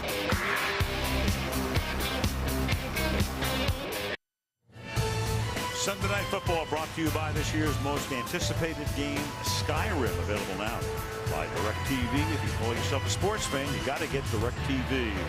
By Nissan, innovation for today, innovation for tomorrow, innovation for all. And by Rise of the Planet of the Apes on Blu-ray and DVD this Tuesday. That's the frozen ice sculptures inside the Gaylord Texan Hotel. 2 million pounds of ice kept at 9 degrees. Bet you didn't know. There's a lot of things I don't know. I know we've had 7 lead changes tonight. That's what I know. And the kickoff will result in a touchback. Back to the TV we go. Well, LaRon Robinson, as he's done all night long with the big play from Tony Romo, but it was Tony's ability to just buy the time. Anytime you see something this far down the field, you know it's going to take a while, but I loved how Romo led Robinson across the field when there was no safety there. Comes right back with the touchdown to Austin on the outside. And his wife Candace enjoyed every single moment of it. Expecting their first child in April. Congratulations to both. Yeah, Tony got married over the summer. Candace, an example of over 95,000 at Cowboys Stadium. Looking on a good one tonight as Brandon Jacobs picks up 7. 2nd and 3. Eli Manning in the 4th quarter, 5 game-winning drives, that ties for the most in the league. His passer rating is great, best in the league. 13 touchdown passes. That's the best. And you go back, most TD passes 4th quarter, Johnny Unitas and Peyton Manning, the record. Johnny did it in a 12-game season. Peyton, of course, in a 16-game season back in 02. So that should be his by the end of the year. 2nd down and 3. Dallas back with the lead. Let's see if Rob Ryan stays with the blitz. Toss to Bradshaw. And he does it himself there because it was all clogged up over the right side. Brady James makes the tackle, but Ahmad keeps churning and picks up the 1st down. I'll tell you what's amazing about Ahmad Bradshaw. 2 screws in each foot after surgery. Scopes on both ankles, basically orthotics in there. He can only run or even walk on the outside of his feet, but he is simply all in, and I'm sure he is fired up after having to sit out the first half of this one.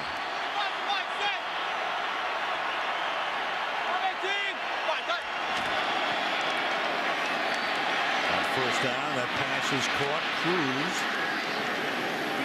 picks up 6. Well, Steve Smith for so long had been the slot guy here for the New York Giants, and it is a pivotal position. I think he was over 100 catches before he got hurt, and eventually the Giants let him go. Lands in Philadelphia. But the way that this young man has picked up this offense in a very detailed slot receiver position has just made all the difference in the world for Eli Manning.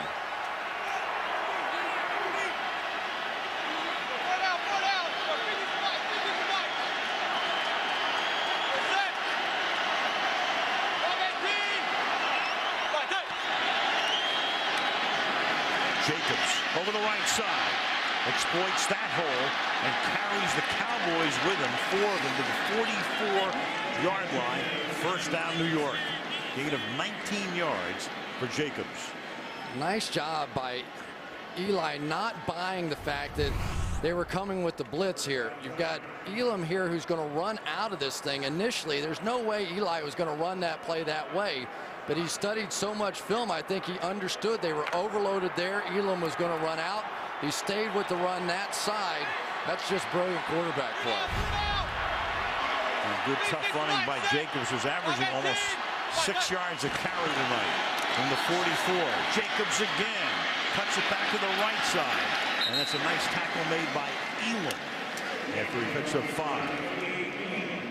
everybody talks about playing against Brandon Jacobs, and it's always, you know, everybody comes out in the first quarter and boy, they're trying to really hit him, and in the second quarter they're a little bit less. In the third quarter they're trying to arm tackle him. By the fourth quarter, a lot of times they've seen enough. So if they can keep hammering this guy late in the game, usually it is pretty effective. Triple figures, hits 100 yards. Now you got Bradshaw back in. Second down and 4. Bradshaw tries to get around the left side and gets taken down by Sensible. Setting up a big 3rd and 3. We saw DeMarcus Ware going off the field, and we think holding his shoulder. Remember, he had the stinger last week and may have just gotten it again. He goes off immediately, and believe me, that is going to be a huge factor again. Let's see how quickly the Giants can pick up on that. Able to stay in against Arizona, but missed some practice time this week. Changes all your protection schemes if he's not in there. Victor Butler takes his spot. Butler 57. Comes from the outside, but they take care of him, and Manning launches one into double coverage, and it's batted away. Intended for Manningham, and that Jenkins, who's been banged up all night and all year, in fact, who is slow in getting up, and he does create the 4th down. Well, you just have to admire Mike Jenkins and what he's doing. He's hurt, and you can just tell the way he's playing here. Abram Elam ends up running back underneath, but then Jenkins just lands hard on like his knee, and I mean everybody. They are so deep in the roster right now, both these teams. It is just a battle. Interesting call by Coughlin here, 4th and 3, and they're going to go for it at the 37-yard line. And Manning on a 4th down is able to convert as the catch is made at the 22-yard line by Manningham. Well, we've been talking about it all night. The guy that they've put in the one-on-one situations has been Terrence Newman. Mario Manningham is the 3rd receiver, basically the 3rd threat on this Giants team. So they're hoping that Newman can handle him one-on-one. That time Manningham won the battle. And if the Giants win, you'll look back at that as the key play. 15 yards on a 4th and 3. Almost halfway through the 4th.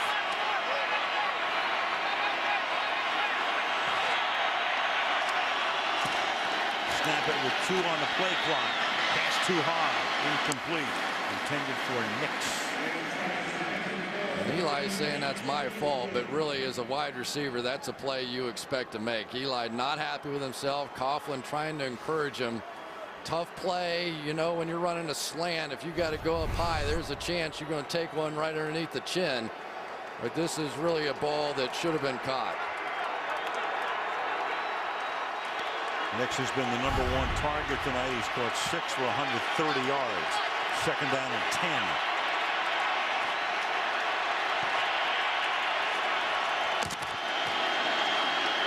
Draw. To the 21-yard line goes Bradshaw. So again, at this point in the game, with the score what it is, and Ryan, the defensive coordinator, every 3rd down is big. 3rd and 9. Boy, and I'm telling you, every down is a different stunt out of Rob Ryan. I mean, they're going in so many different directions. Probably a lot to do with the fact that the Giants have such a young and shuffled up offensive line, but it's been interesting to watch.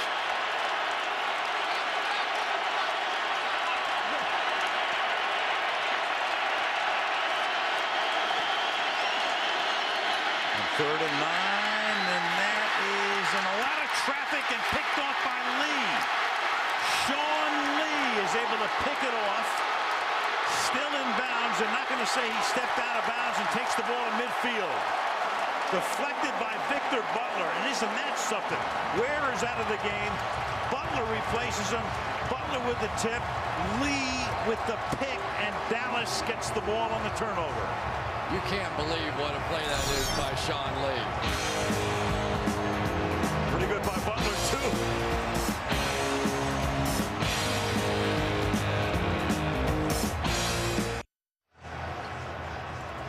Sean Lee, a 4th pick. That's the most among the linebackers in the league. Couldn't have come at a better time for the Dallas Cowboys. Giants driving Dallas up by 5. They get the ball. He runs it back to the 49, and he was able to stay in bounds. He skirted the sideline. Looked like he might have been out around the 32, but he wasn't. Jones takes the handoff. And the Cowboys, of course, would like to use as much clock as they can. And we go back to the interception tipped by Butler. Well, and what makes this remarkable is he's had that wrist injury with that huge cast on his hand. They've reduced it down to more of a sort of a brace, which allowed him to make that catch. If he had that big cast that he was been wearing in the past, no way he makes that play. And then looks like that foot is in bounds and picks up another 10-15 yards. There it is. That's the reduced version of what he was wearing, which was just that big ball cast that he had in the past few weeks. 2nd and 11. Almost standing the play, and wide open is Des Bryant. Touchdown. And the Giants just look around. Roll looks back at Webster as if to say, what happened? 50-yard touchdown.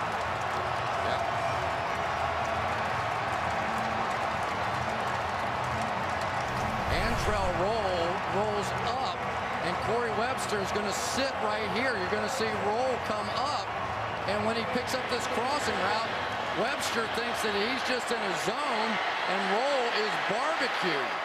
This is professional football, and we have seen some very amateurish coverage out here tonight. On both sides. You had Manningham with a walk-in. You got Bryant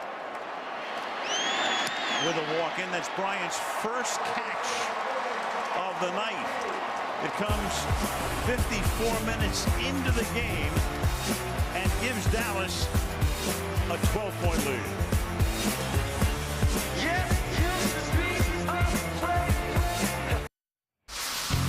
Pro Bowl balloting is underway to send your favorite players to the 2012 Pro Bowl in Honolulu. Vote at NFL.com/Pro Bowl or text Pro Bowl to MyNFL. So that Giant defense shredded the last couple of weeks, and 34 tonight. The kickoff goes through the end zone. And the Giants down by 12. Biggest margin of the game, embraced by Stephen and Jerry Jones, and Jerry Jr. and Jason Garrett exults too. Well, next Monday, the quiz show that took Europe by storm comes to America. Who is still standing from there next Monday, right here on NBC. See who's still standing in the NFC East. After tonight is Manning throws incomplete on first down. 2nd and 10, 5.5 to go in the 4th. You know, it's really interesting that the New York Giants offensive line yet to give up a sack, and they've rushed for 110 yards. If you'd have told me that before the game, I'd have felt pretty good about the Giants' chances. Big question marks about this offensive line, but they've actually hung in there pretty well tonight. One thing that's happened to Manning tonight that hasn't happened with any frequency this year is getting passes deflected at the line of scrimmage as he takes the shotgun snap on 2nd down and then throws, and that's caught. Gain of 11 to Cruz. Manning coming into the game had only 3 passes deflected or blocked all year out of 442. That's 1 out of every 148 passes. Tonight 2 in his 38 throws, and that last one was huge. Here goes Eli in the 4th quarter. He's got to do it big now. Number 31 stepping away from Butler throwing, and it's caught. Gain of 9 next, and again Butler taking the place of Ware, who's still on the bench for Dallas with its, we think, a stinger. Number 5 of the Giants' 6 wins this year have been 4th quarter comebacks led by Eli. 2nd down and 1. Blitz coming from Elam, and Elam overruns Bradshaw, but right there to wipe him out as he crosses the line of scrimmage is Listmore, number 95, setting up a 3rd down. Yeah, and Rob Ryan's going to continue to dial up the blitzes. That time bringing a safety blitz, runs it in behind the fullback and the pulling guard, and makes the play and sets up an opportunity now. 3rd down and 1 from the 40.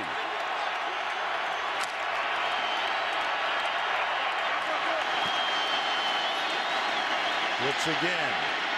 Backing away, throwing, it floats, and it is caught. It is Victor Cruz on the right sideline, making the grab at the 37-yard line. First of all, you got man coverage, but I don't even know if you can see him back here. The safety is about 35 yards deep, and because he is that deep, they're able to get the ball into Cruz underneath before he's even able to get there. Sensible playing way off. 23-yard gain on a 3rd down. Flag is thrown. Bradshaw takes the handoff. 3:33 left. Scott Green will give us the call momentarily. So DeMarcus Ware with a quick step. Offside. Defense. Number 94. 5-yard penalty. First down. We saw him on the sideline. Then he comes back in and over anxious.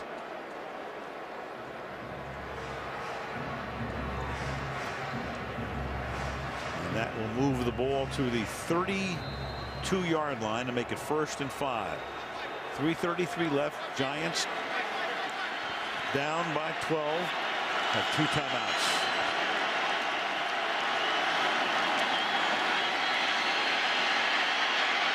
Rolling, throwing, and does he make the catch and bounce? He does. Hakeem Nicks. Both feet in, and the ball will be spotted at the 7-yard line. It's really good route running by Hakeem Nicks. Gives it a good hard inside move. Does he get his feet down? Yes, he does. Clean catch. I tell you, this young man has been impressive tonight. Put it at the 10-yard line, and that's going to make it 1st down and goal. They're actually going to spot it at the 8. It looked like he stepped out at the 10. 24-yard gain. 8 catches, 163 for Nicks. To the corner, and that's batted away. Intended for Manningham, and Alan Ball got the hand up to defend it. 2nd and goal. Huge play by Alan Ball. Looked like he was beaten on the play. Maybe the ball a bit underthrown, but Ball just elevates and gets his hands on the ball. Of course, Jenkins being in and out of the game tonight, it has really fallen on Alan Ball, and he's done a nice job. Every time the Giants have to snap it, even if they eventually score, that clock keeps ticking. 2nd down goal.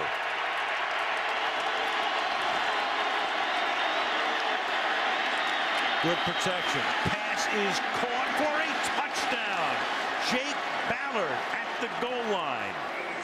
And the Giants will make it a 1-possession game. Just check and make sure he's in the end zone. First of all, I thought he got the ball over the goal line. Doesn't have to be over it. On it, it's good enough. And I think that front point is over the front edge of the line. Remember, doesn't have to cross the line. And really, nothing really that Sean Lee can do. That's just rebound position right there, and good strong hands. And Eli got it done in the clutch one more time in hopes of saving the Giants season. And Green waiting for word upstairs, and he is going to review it. They tell him to come on over and take a look at this thing. So that was a 2nd down and goal.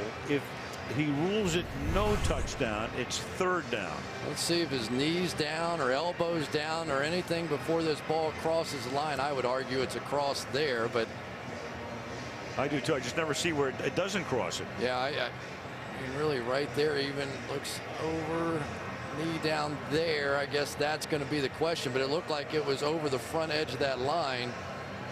Remember, any part of the ball touches any part of the white line on the goal line, you've got a touchdown right there. That knee, well, interesting. When that knee's down right there, I can see where they could place it. So clearly it's over there. He has possession. Now the knee comes down. Remember, he could cross the goal line before that. So is it over there? I think the knee is down at that point, and the ball is not across. But after the catch, was the ball across that front edge of the white line? Right.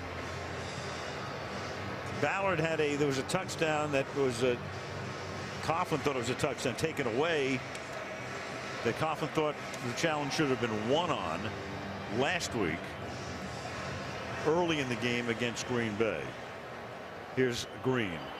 After reviewing the play, the ruling on the field is confirmed. Touchdown. It was easy to get confused there because when the knee was down, the ball was not across, but the ball crossed the line before the knee got down. I think that's the correct ruling, don't you? I do. So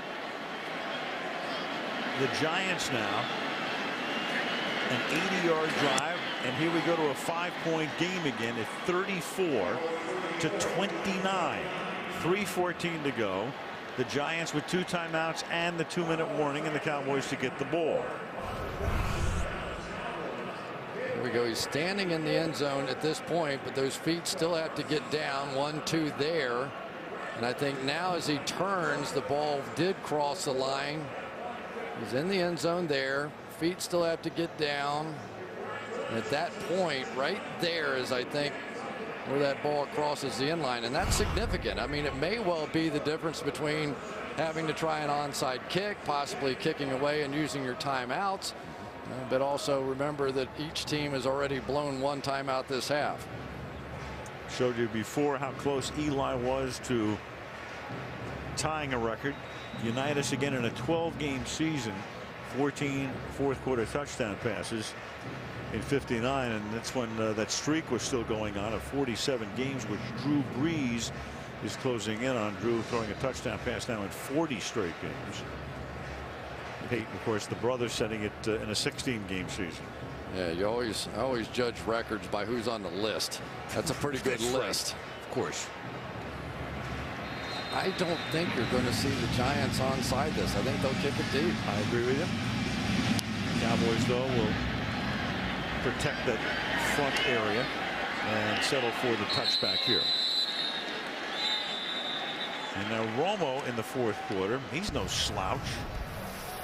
Tony, 4 game-winning drives. Eli with 5, 4th highest passer rating among active quarterbacks, and there it is, highest fourth-quarter passer rating in his career among the active guys.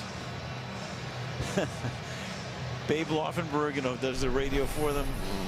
He was researching that when he was rehabbing, and somehow he said it on his radio show, and Jerry Jones heard about it. He said, "Is that true?" And Babe said, "I don't want to get in the middle of this thing," because it enabled Jerry to kind of say something to Jason Garrett about let's be more aggressive in the fourth quarter. Hello? You think that happens with Jerry? Just guessing. From the 20-yard line, first down. And through the middle goes Jones. Big night for Felix on a night when he had to produce after the injury to Murray, which turned out to be a fractured ankle. Yeah, you've got to be careful with Felix Jones. That time Michael Boley kind of rolled over the top a little bit early, and the cutback coming back behind it. So even though as a defensive player here you're wild-eyed and you want to go attack the football, with Felix Jones in the backfield, the cutback is really a much bigger threat than just the power running off tackle. Of course, the Cowboys are going to milk that clock down. This is a big stop for the Giants here because they would like to take their timeout defensively. Here's Jones, and now they can do that at the 24-yard line. And Coughlin will take that timeout here. That's a way to play it by Jason Pierre-Paul. He did not buy into the fact that the cutback wasn't coming and sat home and made the play. Here it comes. Play starts away. Felix Jones cuts back, and Jason Pierre-Paul sitting right there waiting for it. Great defense. He has had a monster night. Boy, you don't put on a tape of the New York Giants defensively and come away going, oh my goodness, who is this guy? So he didn't really even like football. He used to watch him and go, God, those guys are crazy out there. I'd never play that game. And they brought him out. He didn't know the rules. He didn't know anything about the game. And finally, the coach gave him a very simple instruction, said, go get the quarterback. And he said, okay, I can do that. And now he's a millionaire because of it. Probably earning some trips to Hawaii in the future, too. 3rd down and 5 now. Again, big stop coming for the Giants here. They had to use an earlier timeout. They're down to 1 plus the 2-minute warning, and Romo's going to throw, and too deep for Austin. Austin had beaten the coverage. 4th down. It works out perfectly for the Giants. They'll get the ball back. They only had to use 1 timeout, and they have a ton of time left. Oh, they showed their blitz. Romo exposed them on the blitz. He knew he had one-on-one coverage right down the field here.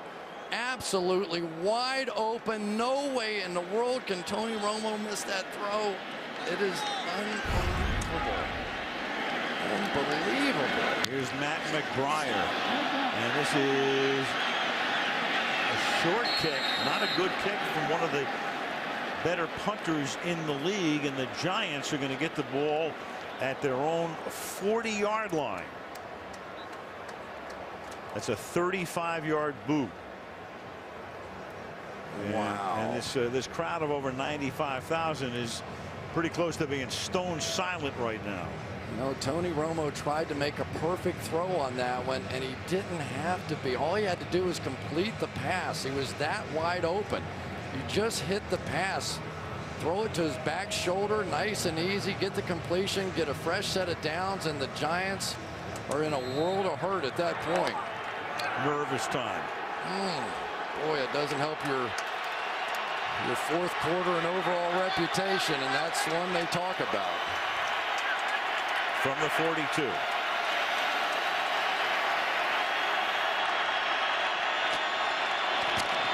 Here comes the blitz. Pick it up.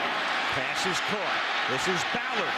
And he already has the ball to the 38-yard line, and that's going to take us down to the 2-minute warning. Giants need a touchdown. They have 1 timeout. Control of the NFC East at stake on Sunday Night Football.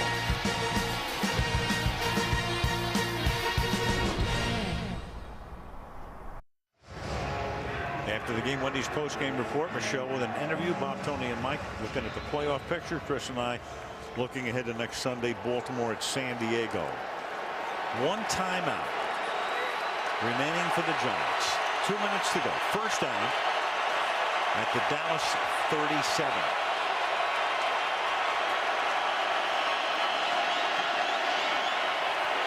Oh, and it's an errant snap, and it's all the Giants can do to come up with it. And on the play before that, with a flag thrown, the snap was also low. When Manning was able to scoop it up, the Giants are indicating the flag should be against Dallas. Offside. Defense number 94 lined up in the neutral zone. 5-yard penalty. Still first down. Second penalty on Ware in the last couple of minutes. Could be a season-saving penalty. Second one for DeMarcus Ware in this big moment. And Kevin Booth just shot this one over the moon. Ware at the top. Ball snapped. I mean, not even close. So it's first down and 5 after that. Good protection. Manning throws. That's caught at the 24-yard line by Victor Cruz.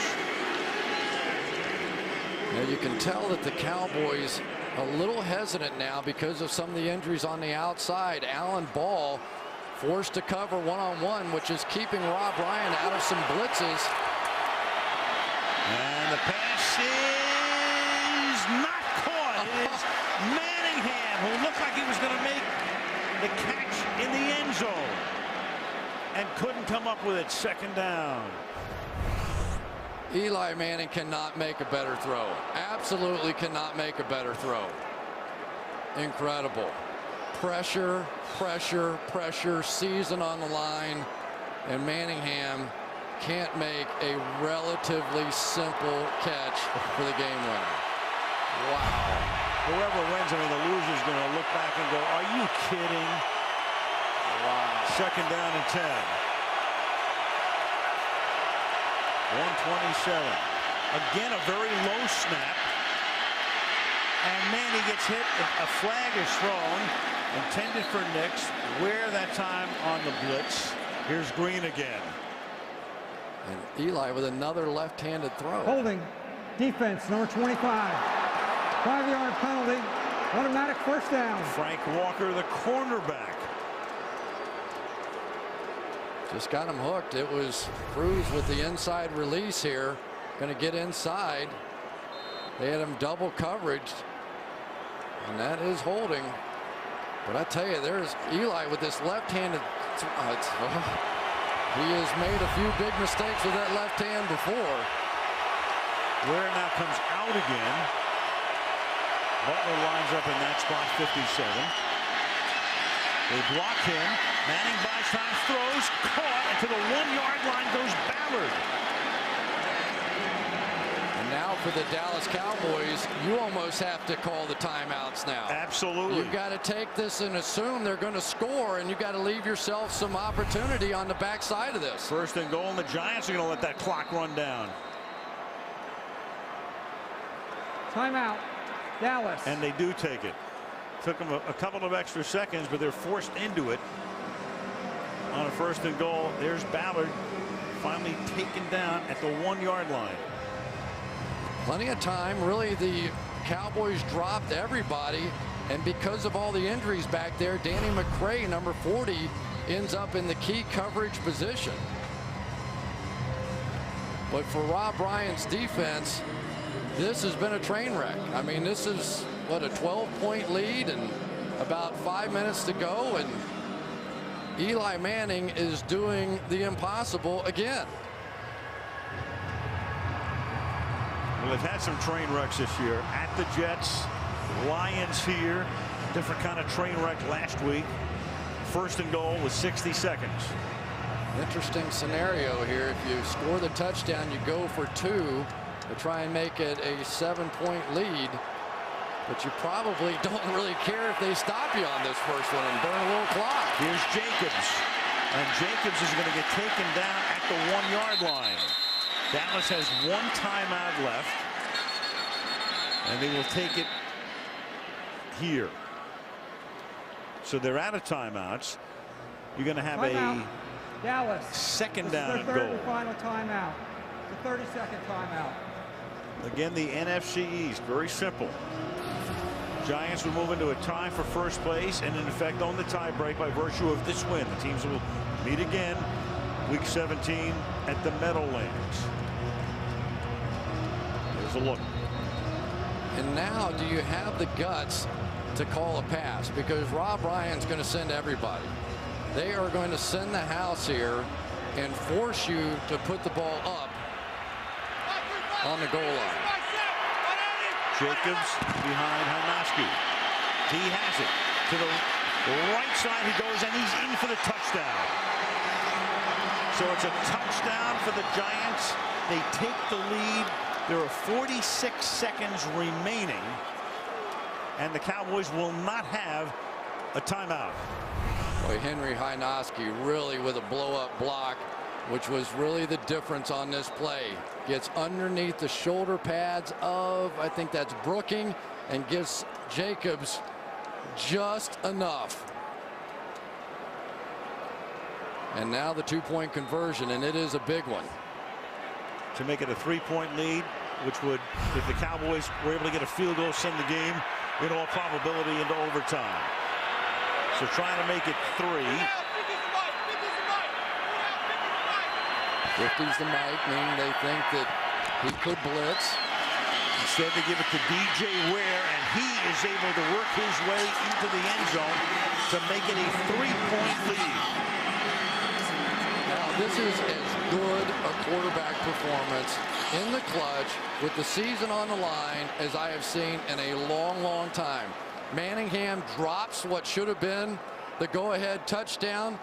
Doesn't phase Eli Manning. I don't think anything phases Eli Manning. Comes right back and does it again. He has been a one-man team this year. Remarkable. 8 lead changes in the game. Each of these teams with some dramatic, thrilling victories and some excruciating losses.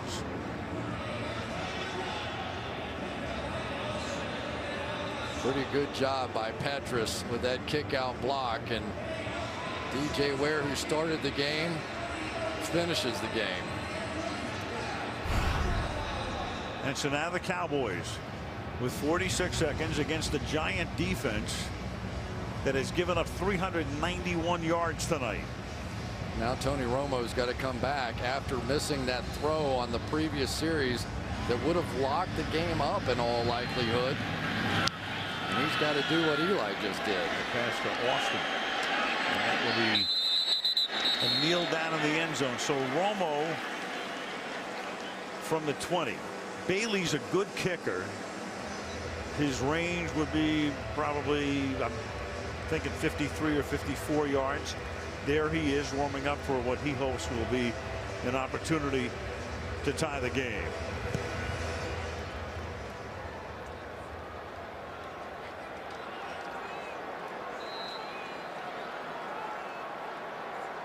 Romo looking for about 45 or 50 yards in that amount of time to at least give Bailey a shot at it.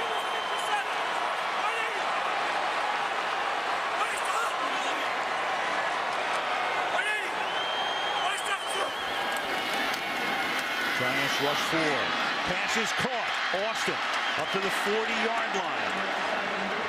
Ball comes out, but after the play, they ruled it down at the 40-yard line. Dallas wants to get up to the line. They don't have a timeout. Yeah, but because the ball was picked up, they're going to blow this thing dead, and the clock is going to stop. And then they'll restart it. Huge benefit. Now it starts again, and Tony can spike it here. So you have 29 seconds. You have a second down. And I think as much as anything, Tony wanted to make sure that thing didn't get reviewed. Right here, just one-on-one. They've got 2 deep safeties, and let's see what happens to this ball. I think the knee's down. Good, no call. Boston just wanted to get rid of it, have it spotted. The ball's at the 42-yard line. Second down.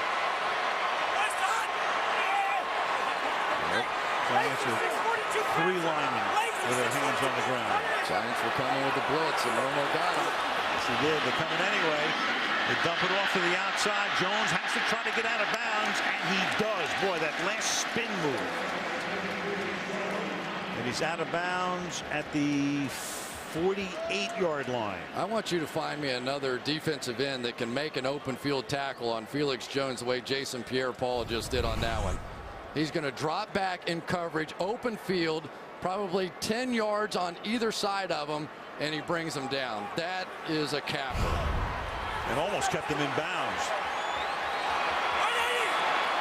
Third down, 3rd and 4.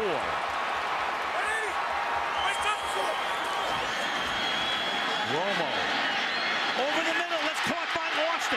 He gets to the 30-yard line, gets rid of the ball. Tony's going to spike it here.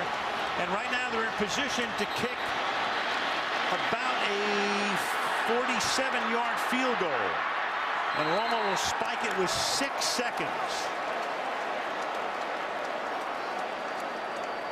So Bailey has kicked a pair of 49-yarders tonight. Where have we seen this before? Oh man, oh man, oh man. This is almost a repeat of last week, and here we go. Well, Tony Romo answered. What a game. This will be a 47-yard field goal attempt for the rookie Bailey. McBriar will hold it. And the whistles blow because the Giants had their last timeout and they used it. Prior to the snap, timeout, New York. New York used their 3rd and final timeout. Tom Coughlin watched the Cowboys on tape last week, too. Yep. Here's the clock. Watch Coughlin. Bingo. There you go. Well before the snap. And just like last week, the kick goes through. And now what? We have seen the numbers. Icing the kicker statistically does not work. But if it works here, then Bailey's going to have a lot to think about.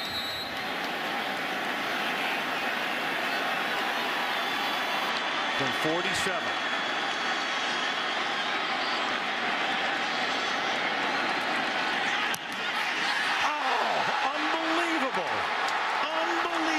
I think Pierre-Paul who got a hand on it. That is amazing. But Scott Green is saying, hold everything, hold everything. Trying to get the teams off the field. So Green is just saying that the game is not over. Here comes Pierre-Paul. And he does get just a little bit of it. And the reason the game is not over is because there's 1 second left. So there has to be one more play. And the Giants will end it with a kneel down. It is an unbelievable 63 reporting eligible. turn 63. of events. Jason Pierre-Paul, if you're not in the Pro Bowl this year, there should be an investigation based on one game alone. Absolutely amazing. And I have to say, again, Eli Manning this season has been phenomenal. I know Peyton Manning's a great player. Nobody could do better than what Eli Manning has done in the clutch this season. And the Giants are alive and well again. Despite a 4-game losing streak, despite almost falling below 500, despite putting themselves in an untenable position, they are now in control of whether they get to the playoffs or not, and will not have to play another game outside of their stadium this year. And the Giants now undefeated in this stadium. 3-0. Yep. Giants get Washington at home, then the Jets in their own stadium, and then Dallas. The Wendy's post-game report coming up after a wild one in Texas. 37-34 Giants.